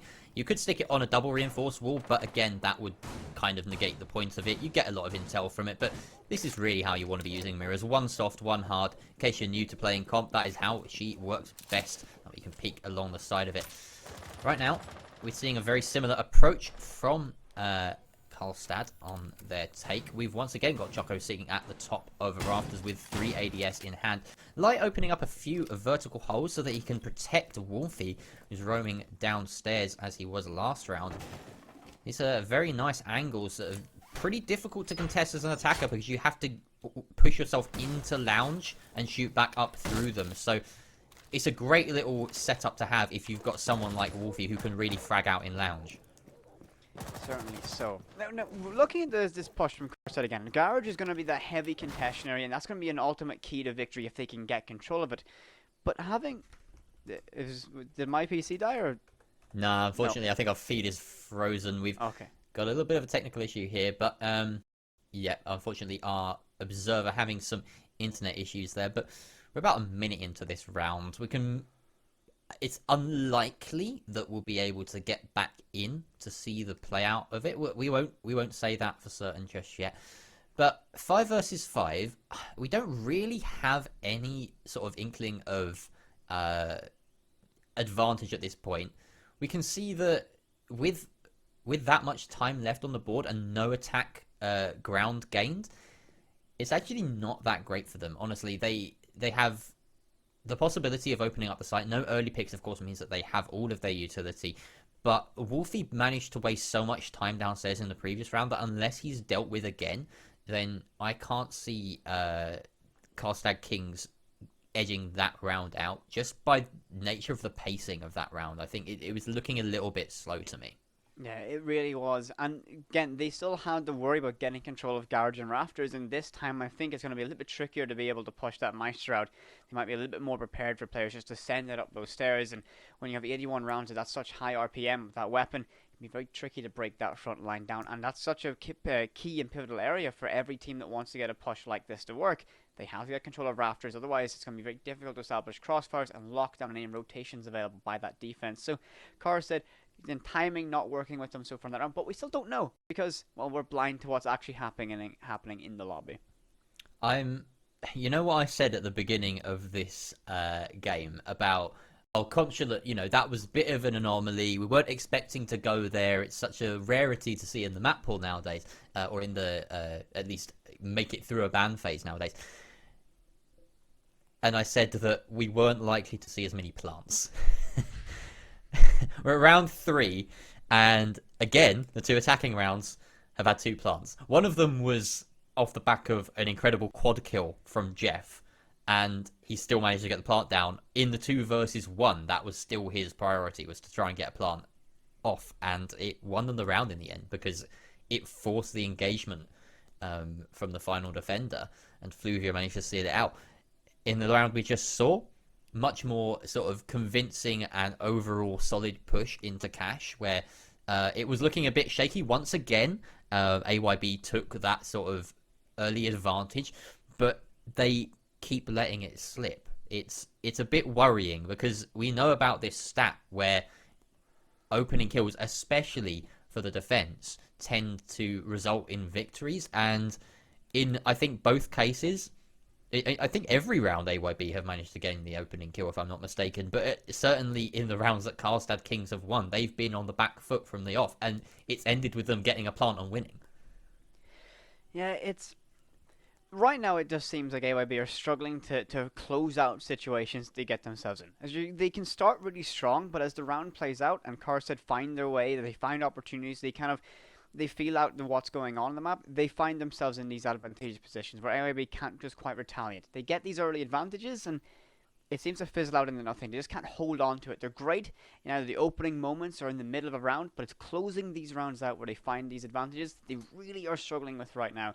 So that should be something to look at. But they are having a little bit more of a fight compared to what we saw on Consulate. They're really showing, perhaps that this is a bit of a leveling, of going back to Clubhouse team map that both teams are surely very experienced on. So it's going to be closer, but Carlstad are still finding advantages, perhaps where they shouldn't be. Alright, so we are going to have a brief break right now just to sort the lobby out. The players managed to complete the round, but then we are being told that they left the lobby, so we need to get them all back in for a quick rehost. So we'll be back very shortly with the remaining, well, however many rounds it takes to see if we get a winner.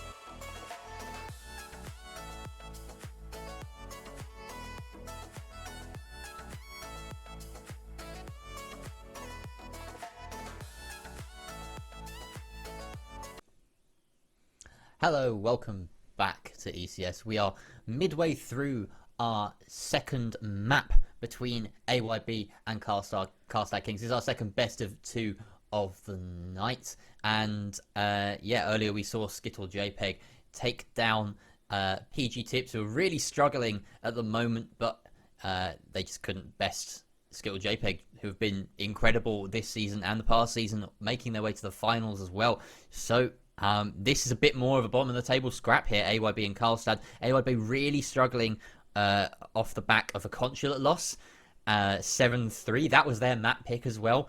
Bamface didn't necessarily go to plan for them either, so now they're here on Clubhouse, Carlstad's pick, and that's not going too well for them either. So Whippet, who I'm joined by right now, what do you think? We've just seen Carlstad go 2-1 up, and in the break we hear that they go 3-1 up as well. So after winning another cash attack, I think AYB have to mix things up right now. Yeah, they really do. I mean, that's two cash attacks in a row that AYB have lost now, and Carlstad have just absolutely been rhythmic and ruthlessly efficient in every single round they've won. Even when they find themselves in these disadvantages. For example, the round where AYB won, it came down to the wire still. It was a push into the objective, and if the 1v1 by that bar inside of church went the wrong way, we could have seen Carlstad clutching that one out. And it's just weird dynamic happening right now where the map is leveled out a little bit, but AYB are struggling to hold on to any advantage that they find, and Carlstad are being able to poke away and chip at the defense brought by them, and they're finding weaknesses and openings, and they're just taking full advantage, exploiting every single chance they get to break it down, and they're being really, predatory in the way they're doing it, and it's working fantastically for them. And before we went on that break, we were mentioning that as our feed cut out, the clock was kind of burnt down a little bit. They hadn't got a lot of control of taking cash, and we hear that during that break, that kind of unfortunate tech issue, that they were able to somehow win that and get control when it didn't look like it was going to be a very feasible round to win. So they are very strong here, and AYB need to perhaps go to different sites, new strategies. Something's got to change. Yeah, so I'm just hearing that we're having a couple more technical issues, unfortunately, but don't worry, we will be back in the game fairly soon. So, yeah, I think that one thing I want to focus on is that one round that AYB managed to win, right? We saw that it was a church defense, if you recall. They had managed to go a couple of players up on the roam, which was pretty important for them. It was essentially 4 versus 2 for AYB on the defense, and they had plenty of time to burn. Vapor nestled himself inside Logi, and he just made himself a pain. I think there was something like 30 seconds left by the time he finally got killed, and then 2 attackers having to execute onto the bottom floor with 30 seconds left against 3 defenders. You think that's, surely absolutely unwinnable. And yet they take it right down to the wire. Sure, AYB managed to take it in the end, but they didn't make it easy for themselves. I think that so far we've seen, despite AYB quite often getting ahead in these rounds, unless they give themselves a huge advantage, they really struggle to close it out. So Carlstad, I think, are going to be just continuing with their sort of never say die attitude, because that's really won them so many rounds, not just here, but also on Consulate. And they're going to be relishing the chance for yet another 3 points on the Playday. Yeah, and I think their 3 points are going to be very deserved if they can get them. Now, if things don't change right now, they really are on a trajectory to be able to get the points from this matchup. They're just showing a level of class, and they're kind of being a level above in consistency. Every round, they kind of play to their checklist, they play to their strategy, and they don't give up anything, or they don't give it up easily. And when they find themselves disadvantaged, they fight through that. They always keep pushing. They never stop. They never give up. And that's, I think, causing some of those problems for AYB. They find these advantages, and the relentlessness doesn't stop. The Carlstad are there. They are always in their face, always causing problems, and always trying to move forward. And that's just why they've got so many rounds. That's why they were so successful on Consulate, and that success has transferred very well to the club right now. Okay, so you guys aren't going to believe this, No. but we have, unfortunately, another technical issue that means that we are going to have to throw to a fairly short break. The game has been paused after round 5. we'll get the status of that round when we come back. But once we do come back, we'll be sorting out some of those technical issues, and we will have the rest of the game ready to go. So blame Whippet's cow. At least call it Milos. Give it his name. But yeah, it's definitely not Milos's fault. So don't blame Milos. We'll be back very. It's spelled with an I. Anyway, okay, we're gonna throw to a short break, and we'll see you guys shortly.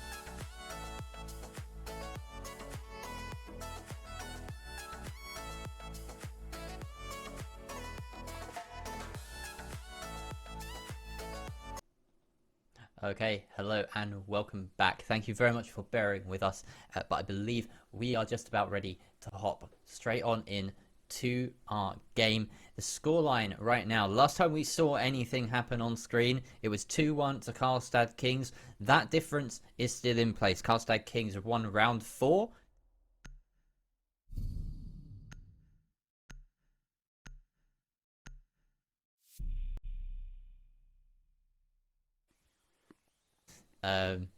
here we go. We have a slightly different setup here, trying to make things work so that we can get everything delivered to your beautiful ears and beautiful eyes at home. I'm joined by Whippet, and hopefully we're about to see the rest of a wonderful match. We can only hope. Yeah. Hopefully you can hear us as well. Hopefully that has. But okay, good. We're here. Our voices. I'm sure you've all had enough of our voices over this so far, but we're ready to guide us through the final few rounds, 6 rounds that we have of this matchup. So, AYB 2 rounds, Carlstad 3. Carlstad have looked the stronger side right now. They've, if we just take the last map into consideration as well, they were very strong. They had a very set routine that they wanted to take and display their strength on Carlstad, and they've done so. I got jump scared a little bit by game audio there. It attacked me out of nowhere, Jerry. Yeah, same. It's all right though, because it's all good. It means that we can now hear the game as well as you guys at home. I'm interested by this setup because Vapor right now has brought the castle, and that is an adaptation that, well, in fact, there's a few big adaptations here. We've got no Maestro, that clearly wasn't working out for them, and we've got a band as well to double down on some of that Wardenile. I say this as, of course, we're going to Gym, so this is obviously a big change from the way they wanted to play Cash and the way that we have seen them play Cash. I'm intrigued that they're not going back to Cash, to be fair. They lost it twice, so it makes a bit of sense, but also, you know, going to your tertiary site, that's conceding some ground. I hope it pays off for AYB because they really need this round, as they've already conceded 3 attacking or 3 defensive losses.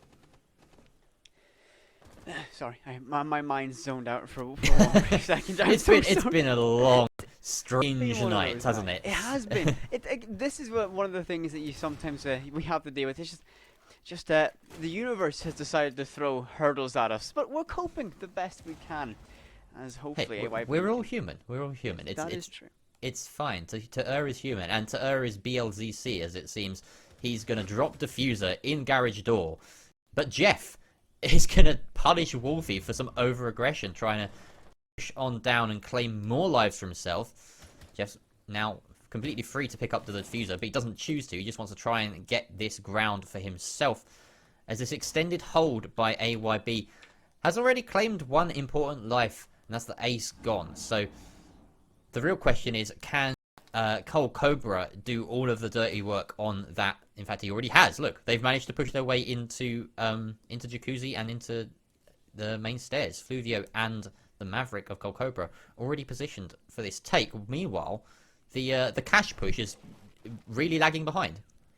Yeah, this is an interest. It's so awesome. Choco's position here is so unusual right now. Like, he's been castled off, of course. That castle's there to protect that wall, and he's not going to be inside of bathroom anymore because that's been opened up and cracked like an egg. So he has to sit inside. But how often do you actually expect someone to be here at this stage of a round? And with 45 seconds left to go, Fluvio's going to open up a flurry, find 1, traded off by Vapor, who can find 2. But that Maverick lurking in the cubicle finds him, shuts him down, trades him off as Jeff's going to leave himself in the DBNO status. And now in a 2v1, it's going to be Cold Cobra, but finds 1 on the Choco, leveling it into a single 1 in his back pocket. That pony's going to work, but can he find this kill? Can he isolate this single player left by AYB? Or will Yuri be able to stand strong? The plant attempt's going down by the Maverick now. The audio cue is there, but will it be a fake or will he stick it out? Yuri's going to find himself in a brawl, but the MP7 sings sweet. And AYB take round number 6 to leave us all was about as well as Cole Cobra could have played that, but it just wasn't enough. Yuri played it better. In that little spot by the construction door to nestle himself, avoid the mirror as well. That was a really nice little piece of movement by the bandit to avoid that peak. It was, yeah, that was a really tense 1 versus 1. I've got to be honest. I wasn't expecting it to come down to the wire right there. It was a really odd round, honestly. It's very strange to see so much ground gained from the Jacuzzi push, while at the same time, the same team just kind of half takes cash side, but then gives up. Like, they kind of got garage and then thought, you know what, let's not bother. Let's just hop out onto the balcony and do the work from there. It was a very, very strange push, but, well, AYB made it work, and they had to make it work, because they're now tied up all even, 3-3 the scoreline. But this realistically favours Carlstad Kings. Oh, certainly so. I mean, this map is historically weighted towards defense, and Siege, just in the way the game is designed, the defense have that initial advantage. They get to prep the objective, they get to prep the building, and you've got to push into that. So AYB do have a bit of an uphill battle, especially considering that it was very much a tooth and nail clawing to get those rounds back and tie us up. So still a long way to go, of course. 6 rounds until we see the end of this matchup, if we go all the way to the end of regulation, of course. But it's been much closer than Consulate, which is something I've enjoyed a little bit more. Yeah, definitely. I'd like to see a good close contest. I have no idea what word my mouth is trying to form there, but yeah, by this point on Consulate it was 5-1 and Carlstad Kings have all but wrapped it up. Now we've got ourselves a draw, and there's no real telling how this will go, besides the fact that I've already said that Carlstad Kings probably have the advantage, but let's brush past that. We have ourselves a basement hold, and Jeff and Co being Spike in this case mostly, have managed to hold off this top floor. They've jammed a few things, they've pested a few things. It's essentially an SSG roam minus the castle, just to deny as much time and intel as possible from the attackers. So they've fallen back 1 level, and they're now holding from beneath. Coldcobra with his nice angle looking up towards the gym window. Don't think anyone on AYB will be foolish enough to launch themselves in through there. So they've taken full control of the top now, trying to work some vertical angles to fish for kills. But really, all Carlstad Kings need to do in this situation is survive. And Jeff is going to do exactly the opposite of that. Perfect. Perhaps you even cursed them with your just with your words there. It's always the way. We mentioned something, but we'll Cobra is going to be reduced to ashes. That's going to be Carlstad Kings reduced to 3. Can only hold into the objective. They can bunker up now, and crossfires are easy enough to establish here. They've got good utility to try and hold on. The C4 in the hand of Spike can be a very good tool as plant denial, as well as just an early deterrent. That sound cue the rip. Trying to work through this hatch inside the kitchen is that Maverick tool. This is a long process, and he's going to leave himself exposed to these vertical positions. Has the cover there of Yuri, but someone could always get aggressive and try and steal a kill away. But time ticking away. They can't be too kind of lackadaisical, but they still have to move and get towards the objective, and if they're too slow, they might get caught out by the roam presence now, as Fluvio has come up by Secret, and he's upstairs, but shut down very, very quickly. Wolfie finds 3, and now that's going to be Carlstad reduced to 2 that hold on against the army of 5. The nades are tossed out, and the onslaught soon to arrive. Drops imminent, and imagine Wolfie's going to take a little bit of damage there. Traded up as this is going to be the brawl, as Vapor is going to get his kill, and now all it is down to Spike, and Wolfie finds a quad. That's going to be a flawless round for AYB, and perhaps a change of momentum and a change of pace for this matchup. Yeah, that was just textbook stuff from AYB, and we didn't really get to see the nature of those early picks, but Carlstad Kings just playing it a little bit too aggressive on the roam, potentially, because plenty of time to work with, plenty of bodies to do the job, and, well, it was mostly Wolfie that did that job. A wonderful quad on a round for the Ash. He's going to carry that momentum that he had in the first half, and for the first time today, in fact, we see AYB take the lead in this best of 2. They might have a potential 3 points by the end of the day.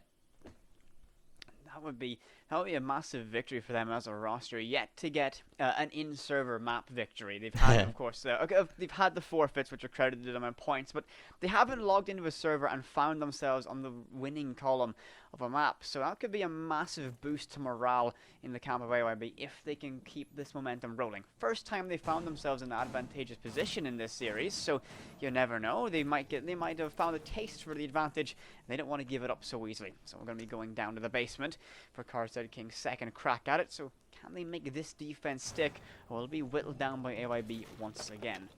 Fluvio bringing out the Valkyrie as well. I like this as an option. If you're going to be roaming, if you're not committing to the full SSG strat, then Intel is your friend, and Valkyrie provides it like no other. So these black eye cams, rather wise. I think that's an attempt at maybe putting it in a slightly more concealed location. Of course, Choco droned past him earlier on. We might have spotted that as he put the first Valk cam underneath the top of the stairs.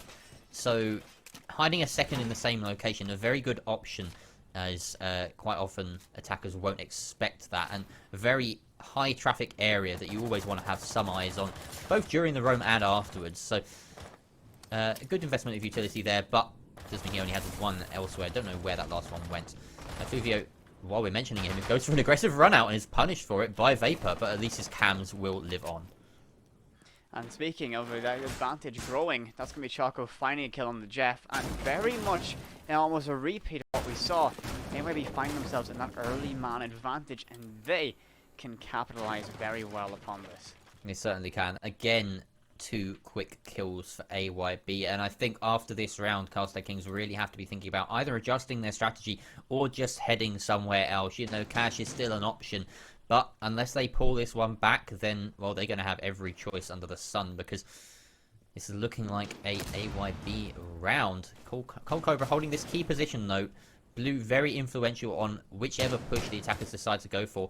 One hatch open, that is Moto. That's your free hatch as an attacker. Second one in kitchen, not quite so easy as CK, or rather Spike, holds a C4. Almost finding one, but not quite. He can't see what we can. Those silhouettes are just evading the damage, and now Light can begin work on this hatch. But as we've said before, it's very risky for the Maverick. It really is. It's almost nerve-wracking as we see all these open forward. He has the cover, as we said before, but someone can get see the light shining and try to make a hero play, but look at all these bodies stacked up on kitchen. This is going to be the push coming out now. More vertical positions open up as Spike holding Moto with his shotgun. A very tricky thing to displace, and that's going to be the task of Wolfie to do so once this drop occurs. Drones gathering information. Well, this Malusi and Dirt could be a very pivotal part of this play if they don't spot them out, but guess what? Malusi's been spotted out, and that's going to force them even further back in the dirt, and this could trigger a chain reaction as well. We see rotations going over towards it, try and flush that position out, as that can be so damaging to a push, but that's going to be Wolfie pouncing on Spike, removing that shotgun from play. That's going to split this defense even thinner, and that's going to be the control of Dirt now lost by Light. And Cold Cobra, the last man standing against 5. He's going to be able to down one, get a kill on another one, but Vapor is going to stop the damage right there, and round 8 goes for AYB, and their advantage begins to grow in the offensive club. Can they close out this map and finally get an in-server victory? That's 4 rounds in a row for AYB. They were 3-1 down, and they have just come storming ahead now. That was actually not... that wasn't promising for Carlstad Kings, I've got to be honest. Looking back at that round, there was one glimmer of hope, and that came in a 1 versus 5. You know, that's not the situation where you want your glimmer of hope to appear, right?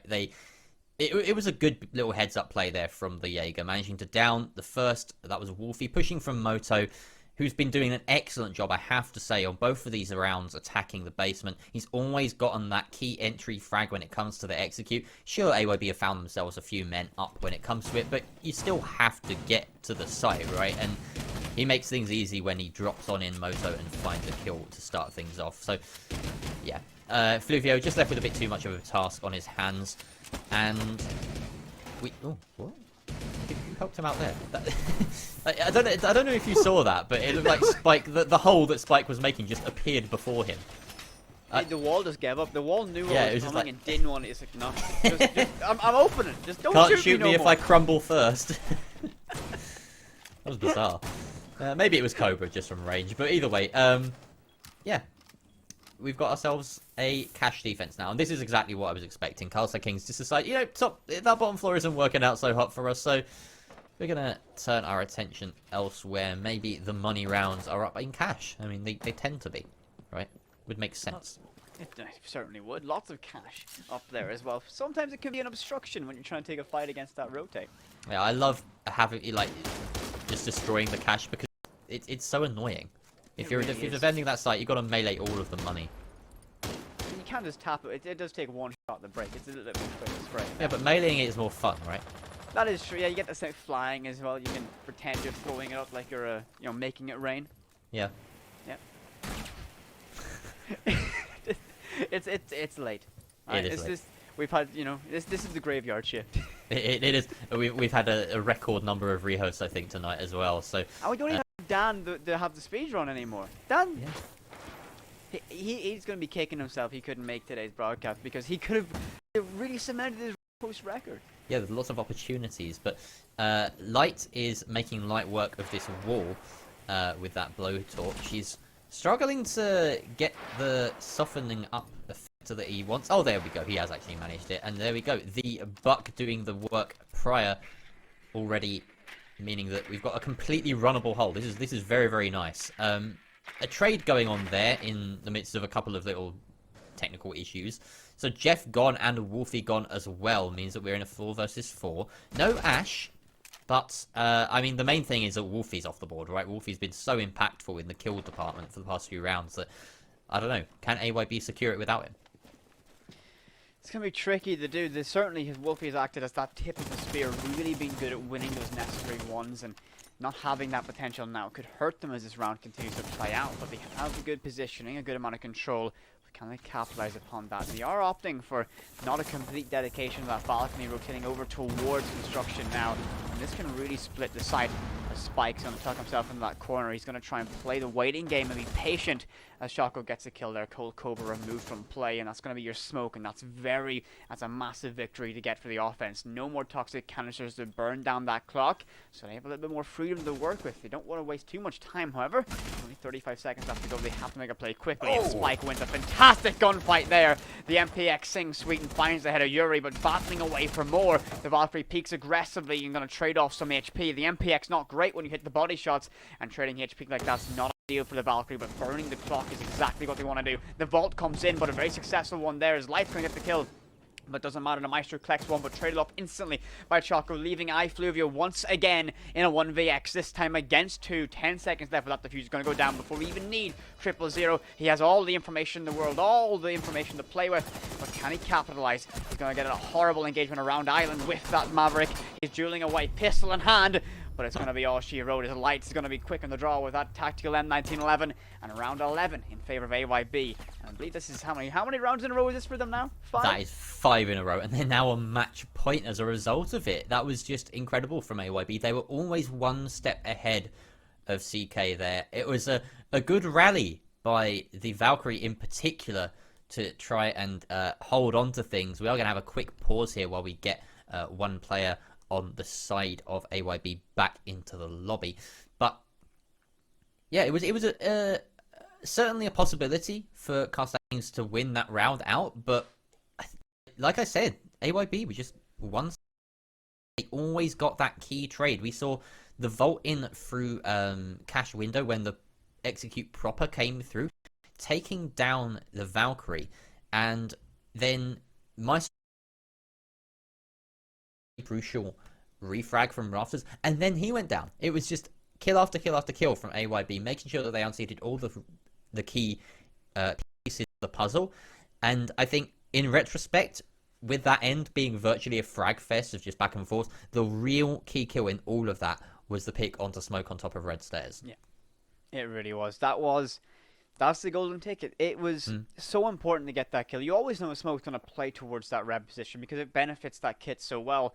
And getting that kill opened up so many opportunities. They didn't need to worry about those toxic clouds burning that clock, completely choking out the push.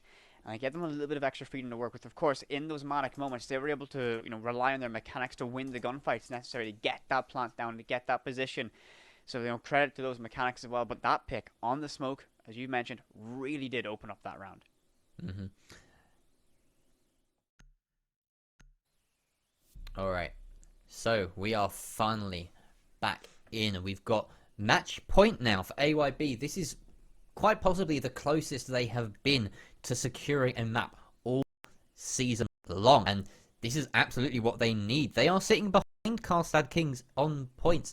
And if they want to avoid the drop, then they need to pull as far ahead as possible from PG Tips, who are languishing down there in 7th place, still only have 2 points to their name. This could be an incredible victory for AYB. I'm actually incorrect. Carlstad Kings are currently sitting in 6th. They're just behind AYB, and now they will stay there. So AYB could end the day potentially pushing up to the top half of the table. And every point in both these teams' positions is very important, just because if you've been following along with contenders and you see the absolute wolf pack of teams that are going to be vying for the qualification to major next season, if you're in that playoff spot where you have to play for your position in major, well, that's going to be a terrifying prospect, because it's, most likely going to be last resort because of their form right now. And that is a terrifying prospect just because of the strength of that team. So every point matters just to hold you above that relegation spot. So Every single round is important from this point on, as Carlstad now forced to be flawless if they want to salvage something from map 2. Honestly, with the quality of teams and contenders this season, many, or two max, it could only even be one, will make their way up. Look at Maker's Academy and all look such quality. One of those three aren't going to make it to the major division. Like that's shocking to me, because they've all been amazing, and we've seen a lot of the teams at the sort of bottom end of majors really struggle to find their footing this season. They seem shaken, but that's maybe a talk for another time, as we have a round going on in front of us. A minute already elapsed. Vapor has found his way beneath the site. There's a very key position for the Zofia to be in at this point in the round. Inside of Lounge, can exert a lot of pressure from beneath. There's a lot of options from there. We see a considerable roam presence here from Carlstad Kings, still holding on to the gym and master bedroom side of things, which means that they're very light on this eastern side. We've got Maestro sitting above. No, sorry, not Maestro. This is BLCC on the mute, sitting above. Very odd operator to have in this position. We see those jammers there quite often, but not usually the player itself. Wolfie will take him out, but Cold Cobra is trying to get this frag onto the Zofia in Lounge. Vapor taking out Jeff as well means that it's opening things up for the attack, but Vapor finally falls to the hands of Cold Cobra, but he is locked out of play for a very long time. He's still in secret. A massive amount of control now gathered by AYB as they've got control of Rafters, and this might spell disaster for Carlstad. This is going to exert so much pressure onto the objective, and you've got to wonder if they can capitalize on this and get an execution down. It could be big trouble, but Fluvio is going to try and fight back. Is he going to get a kill, but traded off by Wolfie, and now Choco is going to attempt to get a plant down. The smoke counter is just missing out on their mark. They're going to be able to get that plant down, and now that's going to force that win condition. Cold Cobra, look at your SMG11. It says create chaos, and you've got to do some now to be able to win out this round. He's going to charge with the shotgun, get one. He might be able to find another one. Yes, he does. He gets two, and that's going to reduce AYB to a single soldiering member. That's going to be Yuri. Can the Buck hold on? Can they hold this diffuser? Cold Cobra opting to try and defuse it. That's going to be the Buck winning one. Cold Cobra reduced to nothing, and that's going to be two. And that is all she wrote as AYB win here on Clubhouse. Yuri with the key play there on that post plant. 7-3 the final scoreline. They lost 3-7 on Carlstad, and they swept back and said, you know what, we can do exactly the same to you. Well played to AYB. We really doubted them going into this matchup, but that is a solid attacking half from them. Look at that. They were 3-1 down on this map, and 6 rounds in a row give them the 3 points. Defensive performance. They really came alive when they were asked to attack on a map that is historically being weighted to the defense. In common memory, it's become a little bit more 50-50, and the offense can certainly have their moments to shine, such as what we just saw with AYB, and they're going to be able to climb themselves up even further and stay above Carlstad in the standings. And what a performance, what a turnaround compared to what we saw on Consulate. And finally, in the server, they're going to get themselves credited with a map victory. Yeah, it's a big deal now that they've got those legitimate points to their name. That's going to be a huge confidence boost to them. And as we were saying, this is a really important matchup in terms of the standings. It means that they pull further ahead, I believe, given the result of Arctic's most recent game. They actually jump ahead into 4th position. I'm not 100% sure on that. But yeah, AYB, they're starting to find their footing. I think they can really move forward with this one quite confidently. And maybe, the first thing didn't go to plan with going to Consulate. That was not exactly on their sort of agenda, but they certainly made Clubhouse work for them, even though it was Carlstad's pick. Certainly so. I mean, that's even like, when you look at teams like this, though, or kind of an interesting thing is teams tend to often bounce back on their oppositions, especially after a bad performance on their own.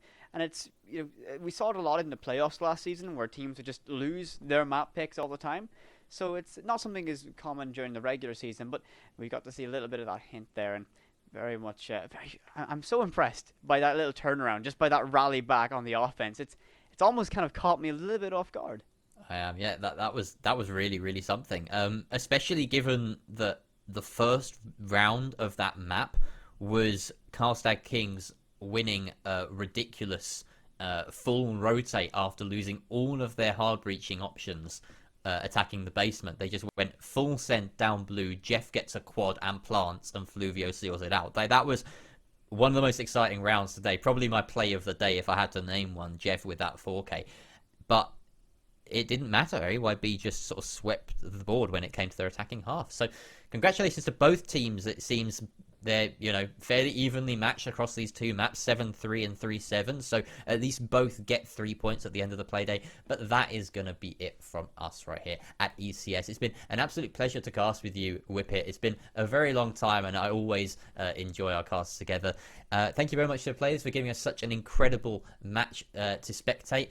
Big shout out to Grissom and Science. Science has been observing us for so long, but Grissom stepping in as our producer for the day, and he's been just incredible despite being basically able to deal with anything that comes his way. There's been so many difficult hurdles. You would not believe the amount of time we spent today trying to get through these technical hitches, but he was always there and always calm and ready to do his best. So thank you very much, Grissom, and I'll leave you with the knowledge that we'll be back tomorrow for our Contenders Division Playday number 5. Things are really getting important down there, and we are going to open things up with Aqualix versus Last Resort and Paragon versus SN Peak. So do give us a follow on all our socials and on Twitch. Make sure you keep on top of whenever we're going live. I've been Jerry the Music Man. This has been Whippet, and we will see you soon. Goodbye.